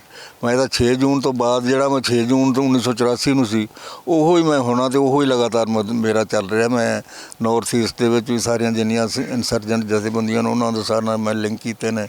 ਬਾਹਰ ਮੈਂ 1-2 ਵਾਰ ਗਿਆ, ਬਾਹਰ ਵੀ ਜਾ ਕੇ ਇਹੀ ਕੋਸ਼ਿਸ਼ ਕੀਤੀ। ਮੈਂ ਪਾਕਿਸਤਾਨ ਮੈਂ ਗਿਆ 2 ਵਾਰ 1990 'ਚ, ਉੱਥੇ ਵੀ ਇਹੋ ਹੀ ਕੋਸ਼ਿਸ਼ ਕੀਤੀ ਵੀ ਕਿਹੜੇ ਤਰੀਕੇ ਨਾਲ ਮਤਲਬ ਸਿੱਖਾਂ ਦੀ ਜਿਹੜੀ ਗੱਲ ਹੈ ਉਹ ਬਣ ਸਕਦੀ, ਕਿਉਂਕਿ ਸਿੱਖਾਂ ਦਾ ਵਕਾਰ ਬਹਾਲ ਹੋ ਸਕਦਾ, ਕਿਉਂਕਿ ਸਿੱਖਾਂ ਦਾ ਵਕਾਰ ਜਿਹੜਾ ਇਤਿਹਾਸਕ ਤੌਰ 'ਤੇ ਜਿਹੜਾ ਵਕਾਰ ਸੀ ਉਹ ਬਿਲਕੁਲ ਇਹਨਾਂ ਨੇ ਮਤਲਬ ਇਸ ਸਰਕਾਰ ਨੇ ਜਿਹੜੀ ਸੋ ਕਾਲਡ ਕਾਂਗਰਸ ਸਰਕਾਰ ਕਹਿ ਲਓ ਜਾਂ ਹਿੰਦੂ ਸਰਕਾਰ ਕਹਿ ਲਓ ਜਾਂ ਇੰਡੀਅਨ ਸਰਕਾਰ ਕਹਿ ਲਓ, ਇਹਨਾਂ ਨੇ ਸਿੱਖਾਂ ਨੂੰ ਬਿਲਕੁਲ ਖਤਮ ਕਰ ਦਿੱਤਾ। ਅਤੇ ਨਾਗਾਲੈਂਡ ਦੇ ਵਿੱਚ ਜਾ ਕੇ ਮੈਨੂੰ ਕੁਛ ਰੇ ਆਫ ਹੋਪ ਨਜ਼ਰ ਆਈ ਹੈ, ਕਿਉਂਕਿ ਉਹ ਲੋਕ ਨੇ ਜਿਹੜੇ ਉਹ 1947 ਤੋਂ ਪਹਿਲਾਂ ਦੇ ਆਪਦੀ ਆਜ਼ਾਦੀ ਵਾਸਤੇ ਲੜਨ ਰਹੇ ਨੇ, ਅਤੇ ਇੰਨਾ ਜ਼ਿਆਦਾ ਕੋਈ ਮਤਲਬ ਸਾਰੀ ਦੁਨੀਆ ਦੇ ਵਿੱਚ ਜੇ ਕੋਈ ਸਭ ਨਾਲੋਂ ਲੰਬੀ ਮੂਵਮੈਂਟ, ਵਾਇਲੈਂਟ ਮੂਵਮੈਂਟ ਜਾਂ ਮਿਲੀਟੈਂਟ ਮੂਵਮੈਂਟ ਜੇ ਕੋਈ ਮੰਨੀ ਜਾਂਦੀ ਤਾਂ ਉਹ ਨਾਗਾਲੈਂਡ ਵਾਲਿਆਂ ਦੀ ਹੈ, ਕਿਉਂਕਿ ਉਹਨਾਂ ਨੂੰ ਮੇਰੇ ਖਿਆਲ 70 ਸਾਲ ਹੋ ਗਏ ਨੇ ਆਰਮਡ ਸਟਰਗਲ ਕਰਦਿਆਂ ਨੂੰ। ਉਹਨਾਂ ਦੇ ਕੋਲ ਜਾ ਕੇ ਮੈਨੂੰ ਕੋਈ ਸੈਟਿਸਫੈਕਸ਼ਨ ਮਿਲੀ ਵੀ ਜੇ ਉਹ ਕਾਮਯਾਬ ਹੋ ਸਕਦੇ ਨੇ ਤਾਂ ਅਸੀਂ ਵੀ ਕਾਮਯਾਬ ਹੋ ਸਕਦੇ। ਲੇਕਿਨ ਜੂਨ 84 ਦੇ ਪਿੱਛੇ ਤੁਸੀਂ ਸਿਰਫ ਕੇਂਦਰ ਸਰਕਾਰ ਨੂੰ ਜਾਂ ਉਦੋਂ ਦੀ ਸਰਕਾਰ ਨੂੰ ਤੁਸੀਂ ਦੋਸ਼ੀ ਮੰਨਦੇ ਹੋ, ਜਾਂ ਕੁਛ ਭੇਡਾਂ ਆਪਣੇ ਵਿੱਚ ਵੀ ਸੀ ਜਿਨ੍ਹਾਂ ਕਰਕੇ ਇੰਨਾ ਨੁਕਸਾਨ ਹੋਇਆ? ਨਹੀਂ, ਮੇਨ ਗੱਲ ਹੈ ਨਾ ਜਿਹੜੀ ਉਹ ਤਾਂ ਹੈਗੀ ਬ੍ਰਹਮਨਿਕਲ ਥਿੰਕਿੰਗ। ਜਿਹੜੀ ਬ੍ਰਹਮਨਿਕਲ ਥਿੰਕਿੰਗ ਹੈ ਨਾ, ਇਹ ਟੋਲਰੇਟ ਹੀ ਨਹੀਂ ਕਰਦੀ, ਕਿਸੇ ਮਿਨੋਰਟੀ ਨੂੰ ਟੋਲਰੇਟ ਨਹੀਂ ਕਰਦੀ, ਕਿਸੇ ਛੋਟੀ ਜਾਤ ਵਾਲੇ ਨੂੰ ਟੋਲਰੇਟ ਨਹੀਂ ਕਰਦੀ। ਮਤਲਬ ਇਹਨਾਂ ਦਾ ਬੜੇ ਚਿਰ ਤੋਂ ਇਹ ਨਿਸ਼ਾਨਾ ਸੀ ਵੀ ਅਕਾਲ ਤਖਤ 'ਤੇ ਅਟੈਕ ਕਰਨਾ ਹੀ ਕਰਨਾ। ਉਹਦਾ ਕਾਰਨ ਇਹ ਹੈ ਵੀ ਜਿੰਨੇ ਵੀ ਮੋਰਚੇ ਲਾਏ ਨੇ ਅੰਗਰੇਜ਼ਾਂ ਵੇਲੇ ਵੀ, ਅਤੇ ਉਸ ਤੋਂ ਬਾਅਦ ਇਸ ਸਰਕਾਰ ਦੇ ਖਿਲਾਫ ਵੀ, ਉਹ ਸਾਰੇ ਅਕਾਲ ਤਖਤ 'ਤੇ ਅਰਦਾਸ ਕਰਕੇ ਮੋਰਚੇ ਚੱਲੇ ਨੇ, ਅਤੇ ਸਾਰੇ ਮੋਰਚੇ ਕਾਮਯਾਬ ਹੋਏ ਨੇ। ਇੱਕ ਤਾਂ ਇਹਨਾਂ ਨੇ ਇਹ ਦੇਖਿਆ ਵੀ ਅਕਾਲ ਤਖਤ ਕੀ ਚੀਜ਼ ਹੈ, ਜਿੱਥੋਂ ਵੀ ਮੋਰਚਾ ਲਾਉਂਦੇ ਅਤੇ ਕਾਮਯਾਬ ਹੋ ਜਾਂਦੇ ਨੇ ਅਤੇ ਕੁਰਬਾਨੀਆਂ ਬੜੀਆਂ ਦਿੰਦੇ ਨੇ। ਜਦੋਂ ਇਹਨਾਂ ਨੇ ਇਹ ਸਟੱਡੀ ਕੀਤਾ ਵੀ ਅਕਾਲ ਤਖਤ ਹੀ ਇੱਕ ਇਹਨਾਂ ਦੀ ਤਾਕਤ ਹੈ ਜਿਹੜੀ ਸਾਨੂੰ ਮੋਰਚਿਆਂ ਦੇ ਵਿੱਚ ਹਮੇਸ਼ਾ ਜਿਹੜੀ ਫੇਲ ਕਰਦੀ ਹੈ, ਉਸ ਤੋਂ ਬਾਅਦ ਇਹਨਾਂ ਨੇ ਮਨ ਬਣਾਇਆ ਵੀ ਆਪਾਂ ਅਕਾਲ ਤਖਤ 'ਤੇ ਜ਼ਰੂਰ ਅਟੈਕ ਕਰਨਾ। ਜਿੰਨਾ ਚਿਰ ਅਕਾਲ ਤਖਤ 'ਤੇ ਅਟੈਕ ਕਰਕੇ ਆਪਾਂ ਕੋਈ ਵੱਡਾ ਲੀਡਰ ਉੱਥੋਂ ਸਰੈਂਡਰ ਨਹੀਂ ਕਰਾਉਂਦੇ, ਉਹਨਾਂ ਚਿਰ ਆਪਣੀ ਅਕਾਲ ਤਖਤ ਦੇ ਉੱਤੇ ਸੁਪਰੀਮੇਸੀ ਜਿਹੜੀ ਉਹ ਸਥਾਪਿਤ ਨਹੀਂ ਹੋ ਸਕਦੀ। ਲੇਕਿਨ ਇਹਦੇ ਵਿੱਚ ਜਿਹੜਾ ਸਾਥ ਹੈ ਕੇਂਦਰ ਸਰਕਾਰ ਦਾ, ਉਹਦਾ ਕੁਛ ਆਪਣੇ ਨੇ ਵੀ ਦਿੱਤਾ? ਨਹੀਂ, ਆਪਣੇ ਤਾਂ ਗਦਾਰ ਹਰੇਕ ਕੌਮ 'ਚ ਹੁੰਦੇ ਨੇ, ਅਤੇ ਸਾਡੇ ਤਾਂ ਬਹੁਤ ਨੇ। ਜਦੋਂ ਇੰਦਰਾ ਗਾਂਧੀ ਨੇ 1971 ਵਿੱਚ ਬੰਗਲਾਦੇਸ਼ ਬਣਾਇਆ ਅਤੇ 50,000 ਇੱਕ ਮਾਰਸ਼ਲ ਕੌਮ ਦਾ ਜਿਹੜਾ ਸਿਪਾਹੀ ਸੀ ਉਹ ਇਹਨੇ ਅਰੈਸਟ ਕਰ ਲਿਆ, ਅਤੇ ਉਹ ਅਰੈਸਟ ਕਰਨ ਤੋਂ ਬਾਅਦ ਤਾਂ ਫਿਰ ਇਹਨੂੰ ਦੁਰਗਾ ਦਾ ਖਿਤਾਬ ਦੇ ਦਿੱਤਾ ਇਹਨਾਂ ਨੇ। ਅਤੇ ਜਿਹੜੀ ਹੁਣ ਦੁਰਗਾ ਬਣ ਗਈ, ਅਤੇ ਦੁਰਗਾ ਨੇ ਇਹ ਤਾਂ ਫਿਰ ਵੇਖਣਾ ਹੀ ਸੀ ਵੀ ਹੁਣ ਉਸ ਤੋਂ ਬਾਅਦ ਨੈਕਸਟ ਮੇਰਾ ਸਟੈਪ ਕੀ ਹੈ, ਤਾਂ ਦੁਰਗਾ ਦਾ ਨੈਕਸਟ ਸਟੈਪ ਜਿਹੜਾ ਅਕਾਲ ਤਖਤ ਸੀ। ਅੱਛਾ ਡਾਕਟਰ ਸਾਹਿਬ, ਜਦੋਂ ਤੁਸੀਂ ਉੱਥੇ ਰਹੇ ਹੋ ਮੋਰਚੇ ਦੇ ਵਿੱਚ, ਤੁਸੀਂ ਮੋਰਚਾ ਕਿੱਥੇ ਸਾਂਭਿਆ ਸੀ? ਤੁਸੀਂ ਵੀ ਹਥਿਆਰ ਚੁੱਕੇ ਜਾਂ ਨਹੀਂ ਚੁੱਕੇ, ਜਾਂ ਕਿੱਥੇ ਮੋਰਚਾ ਲਾਇਆ, ਇਹ ਵੀ ਜ਼ਰੂਰ ਦੱਸੋ। ਕਿਉਂਕਿ ਇੱਕ ਬੰਦਾ ਜੋ ਸੰਤਾਂ ਕੋਲ ਗਿਆ ਇਹ ਕਹਿਣ ਨੂੰ ਵੀ ਅਸੀਂ ਅਖਬਾਰ ਸ਼ੁਰੂ ਕਰਨੀ ਹੈ, ਸੰਤਾਂ ਨੇ ਕਿਹਾ ਠੀਕ ਹੈ ਅਸੀਂ ਮਦਦ ਕਰਾਂਗੇ, ਪਰ ਉਹੀ ਪੈਸਾ ਫਿਰ ਹਥਿਆਰਾਂ ਨੂੰ ਲਾਇਆ ਗਿਆ। ਅਤੇ ਕੀ ਉਸ ਬੰਦੇ ਨੇ ਵੀ, ਡਾਕਟਰ ਭਗਵਾਨ ਸਿੰਘ ਨੇ ਵੀ ਉਦੋਂ ਹਥਿਆਰ ਚੁੱਕੇ ਸੀ? ਫਿਰ ਬਿਲਕੁਲ 3 ਤਰੀਕ ਨੂੰ ਅਸੀਂ ਗਏ ਹਾਂ ਸੰਤਾਂ ਕੋਲ, ਮੈਂ ਅਤੇ ਪ੍ਰਿੰਸੀਪਲ ਧਾਲੀਵਾਲ। ਅਤੇ ਪ੍ਰਿੰਸੀਪਲ ਧਾਲੀਵਾਲ ਨੇ ਸੰਤਾਂ ਨੂੰ ਇਹ ਕਿਹਾ ਵੀ ਜੇ ਫੌਜ ਕਹਿੰਦੇ ਨੇ ਐਂਟਰ ਕਰ ਜਾਣੀ ਅੱਜ, ਅਤੇ ਅੱਜ ਜੇ ਫੌਜ ਐਂਟਰ ਕਰ ਗਈ ਤਾਂ ਸਾਡੇ ਕੋਲ ਤਾਂ ਕੋਈ ਹਥਿਆਰ ਨਹੀਂ, ਅਸੀਂ ਕਾਹਦੇ ਨਾਲ ਲੜਾਂਗੇ। ਅਤੇ ਸੰਤਾਂ ਨੇ ਗੁਰਮੁਖ ਸਿੰਘ ਜਿਹੜਾ ਉਹਨਾਂ ਦਾ ਗੜਵਈ ਸੀ ਉਹਨੂੰ ਕਿਹਾ ਵੀ ਇਹਨਾਂ ਨੂੰ ਹਥਿਆਰ ਲਿਆ ਕੇ ਦਿਓ ਦੋਵਾਂ ਨੂੰ। ਨਾਲੇ ਫਿਰ ਸਾਡੇ ਨਾਲ ਵਸਦੇ ਵੀ ਰਹੇ, ਤੁਸੀਂ ਬੁੱਧੀਜੀਵੀ ਜੇ ਤੁਸੀਂ ਕਿਵੇਂ ਲੜੋਗੇ, ਅਤੇ ਦੇਖਾਂਗੇ ਭਲਾ ਬੁੱਧੀਜੀਵੀ ਕਿੰਨੇ ਕੁ ਲੜਦੇ ਨੇ, ਹਥਿਆਰ ਅਸੀਂ ਤੁਹਾਨੂੰ ਦੇ ਦਿੰਦੇ ਹਾਂ। ਉਹ ਹਥਿਆਰ ਇੱਕ ਥੋਮਸਨ ਗਨ ਉਹਨਾਂ ਨੇ ਸਾਨੂੰ ਦੇ ਦਿੱਤੀ, 250-250 ਰਾਊਂਡ ਦੇ ਦਿੱਤਾ, ਅਤੇ ਇੱਕ ਐਚੀ 36 ਗ੍ਰਨੇਡ ਸੀ ਉਹ ਸਾਡੇ ਹੱਥ 'ਚ ਫੜਾ ਦਿੱਤਾ। ਤੇ ਸਾਨੂੰ ਕਹਿਣ ਲੱਗੇ ਵੀ ਠੀਕ ਹੈ ਤੁਸੀਂ ਆਪ ਦਾ ਮੋਰਚਾ ਸੰਭਾਲੋ। ਉਹ ਮੋਰਚਾ ਅਸੀਂ ਉਦੋਂ ਰਾਤ ਨਾਲ ਦਰਸ਼ਨ ਡਿਓੜੀ ਦੇ ਸਾਹਮਣੇ ਬੈਠੇ ਰਹੇ ਵੀ ਅੱਜ ਫੌਜ ਆ ਜਾਣੀ ਤੇ ਇੱਥੇ ਠੀਕ ਹੈ। ਜਨਰਲ ਸ਼ਵੇਕ ਸਿੰਘ ਸੀ, ਮੈਂ ਸੀ, ਉਦੋਂ ਮੇਰੇ ਨਾਲ ਮਹਿਤਾ ਚਾਵਲਾ ਵੀ ਦੋਵੇਂ ਹੈਗੇ ਸੀ। ਉਹਨਾਂ ਕੋਲ ਹਥਿਆਰ ਤਾਂ ਹੈ ਨਹੀਂ ਸੀ, ਉਹਨਾਂ ਦੇ ਹਥਿਆਰ ਇੱਧਰ ਪਏ ਸੀ, ਪਰ ਉਹ ਰਾਤ ਸਾਡੇ ਨਾਲ ਸੀ। ਸਵੇਰੇ ਦਿਨ ਚੜ੍ਹਦੇ ਹੀ ਉਹ ਚਲੇ ਗਏ ਆਪਦੇ ਅਕਾਲ ਰੈਸਟ ਹਾਊਸ ਵਾਲੇ ਪਾਸੇ, ਤੇ ਜਨਰਲ ਸ਼ਵੇਕ ਸਿੰਘ ਤੇ ਪ੍ਰਿੰਸੀਪਲ ਧਾਲੀਵਾਲ ਪਾਲਕੀ ਨੂੰ ਮੋਢਾ ਦੇ ਕੇ ਤੇ ਉਹ ਚਲੇ ਗਏ ਦਰਬਾਰ ਸਾਹਿਬ ਮੁਖਵਾਕ ਸੁਣਨ। ਜਦੋਂ ਉਹ ਬਾਹਰ ਆਏ ਨੇ ਵਾਪਸ ਦਰਸ਼ਨ ਡਿਓੜੀ ਦੇ ਗੇਟ 'ਤੇ, ਉਦੋਂ ਹੀ ਪਹਿਲਾ ਰੋਕਟ ਲਾਂਚਰ ਹੈ ਜਿਹੜਾ ਉਹ ਵੱਜਿਆ। ਰੋਕਟ ਲਾਂਚਰ ਦਾ ਇੰਨਾ ਆਵਾਜ਼ ਆਇਆ ਕਿ ਜਿਸ ਤਰ੍ਹਾਂ ਬਿਜਲੀ ਕੜਕਦੀ ਹੁੰਦੀ, ਇੰਨਾ ਜ਼ਬਰਦਸਤ ਸੀ ਉਹਦਾ। ਅਤੇ ਮੈਨੂੰ ਵੀ, ਕਿਉਂਕਿ ਅਸੀਂ ਇਸ ਪ੍ਰੋਸੈਸ 'ਚ ਲੰਘੇ ਨਹੀਂ ਸੀ, ਮੈਨੂੰ ਵੀ ਥੋੜ੍ਹੀ ਜਿਹੀ ਘਬਰਾਹਟ ਜਿਹੀ ਹੋਈ ਵੀ ਇੱਧਰ ਚੱਲੀਏ ਪਰਿਕਰਮਾ ਵਾਲੇ ਪਾਸੇ। ਉਹਨਾਂ 'ਚ ਉਹਨੂੰ ਜਰਨੈਲ ਸਾਹਿਬ ਮੇਰੇ ਕੋਲ ਆ ਗਏ ਤੇ ਜਰਨੈਲ ਸਾਹਿਬ ਨੇ ਮੈਨੂੰ ਬਾਂਹ ਫੜ ਲਿਆ, ਕਹਿਣ ਲੱਗੇ ਆਓ ਡਾਕਟਰ ਸਾਹਿਬ ਤੁਹਾਨੂੰ ਲੜਾਈ ਵਿਖਾਈ ਹੈ। ਅਤੇ ਜਦੋਂ ਉਹਨਾਂ ਨੇ ਇਹ ਕਿਹਾ ਵੀ ਆਓ ਤੁਹਾਨੂੰ ਲੜਾਈ ਵਿਖਾਈ, ਉਦੋਂ ਹੀ ਮੇਰਾ ਅੱਧਾ ਕੁ ਡਰ ਤਾਂ ਉਦੋਂ ਹੀ ਖਤਮ ਹੋ ਗਿਆ। ਉਹ ਇਹ ਵੀ ਉਹਨਾਂ ਨੇ ਕਿਹਾ ਵੀ ਲੜਾਈ ਦੇ ਵਿੱਚ ਗੋਲੀ ਗਾਲੀ ਨਹੀਂ ਵੱਜਦੀ ਹੁੰਦੀ, ਐਵੇਂ ਘਬਰਾਈ ਦਾ ਨਹੀਂ ਹੁੰਦਾ ਅਤੇ ਭੱਜੀ ਭੱਜੀ ਦਾ ਵੀ ਨਹੀਂ ਹੁੰਦਾ, ਐਸਾ ਜਾਈਦਾ। ਉਹ ਫਿਰ ਮੈਨੂੰ ਨਾਲ ਲੈ ਕੇ ਇੱਧਰ ਨੌਵੇਂ ਪਾਤਸ਼ਾਹ ਵਾਲਾ ਜਿਹੜਾ ਗੁਰਦੁਆਰਾ ਥੜਾ ਸਾਹਿਬ, ਉੱਥੇ ਆ ਗਏ। ਥੜਾ ਸਾਹਿਬ ਤੋਂ ਪਿੱਛੇ ਫਿਰ ਅਸੀਂ ਚਲੇ ਗਏ। ਇੱਕ ਪੁਰਾਣਾ ਜਿਹਾ ਘਰ ਸੀ, ਉਹਦੇ 2 ਕੁਰਸੀਆਂ ਸੀਮੈਂਟ ਦੀਆਂ ਬਣੀਆਂ ਹੋਈਆਂ ਸੀ, ਇੱਕ ਤੇ ਉਹ ਬਹਿ ਕੇ ਤੇ ਮੈਂ ਬਹਿ ਗਿਆ। ਉਹਨਾਂ ਦੇ ਕੋਲ ਸਟੇਨ ਗਨ ਸੀ ਤੇ ਕੱਚੀ ਛੱਤੀ ਸੀ। ਉਹ ਕਹਿਣ ਲੱਗੇ ਜੇ ਇਸ ਗਲੀ 'ਚੋਂ 1000 ਵੀ ਬੰਦਾ ਫੌਜੀਆਂ ਦਾ ਆਏ ਤਾਂ ਮੈਂ ਇਕੱਲਾ ਰੋਕ ਸਕਦਾ।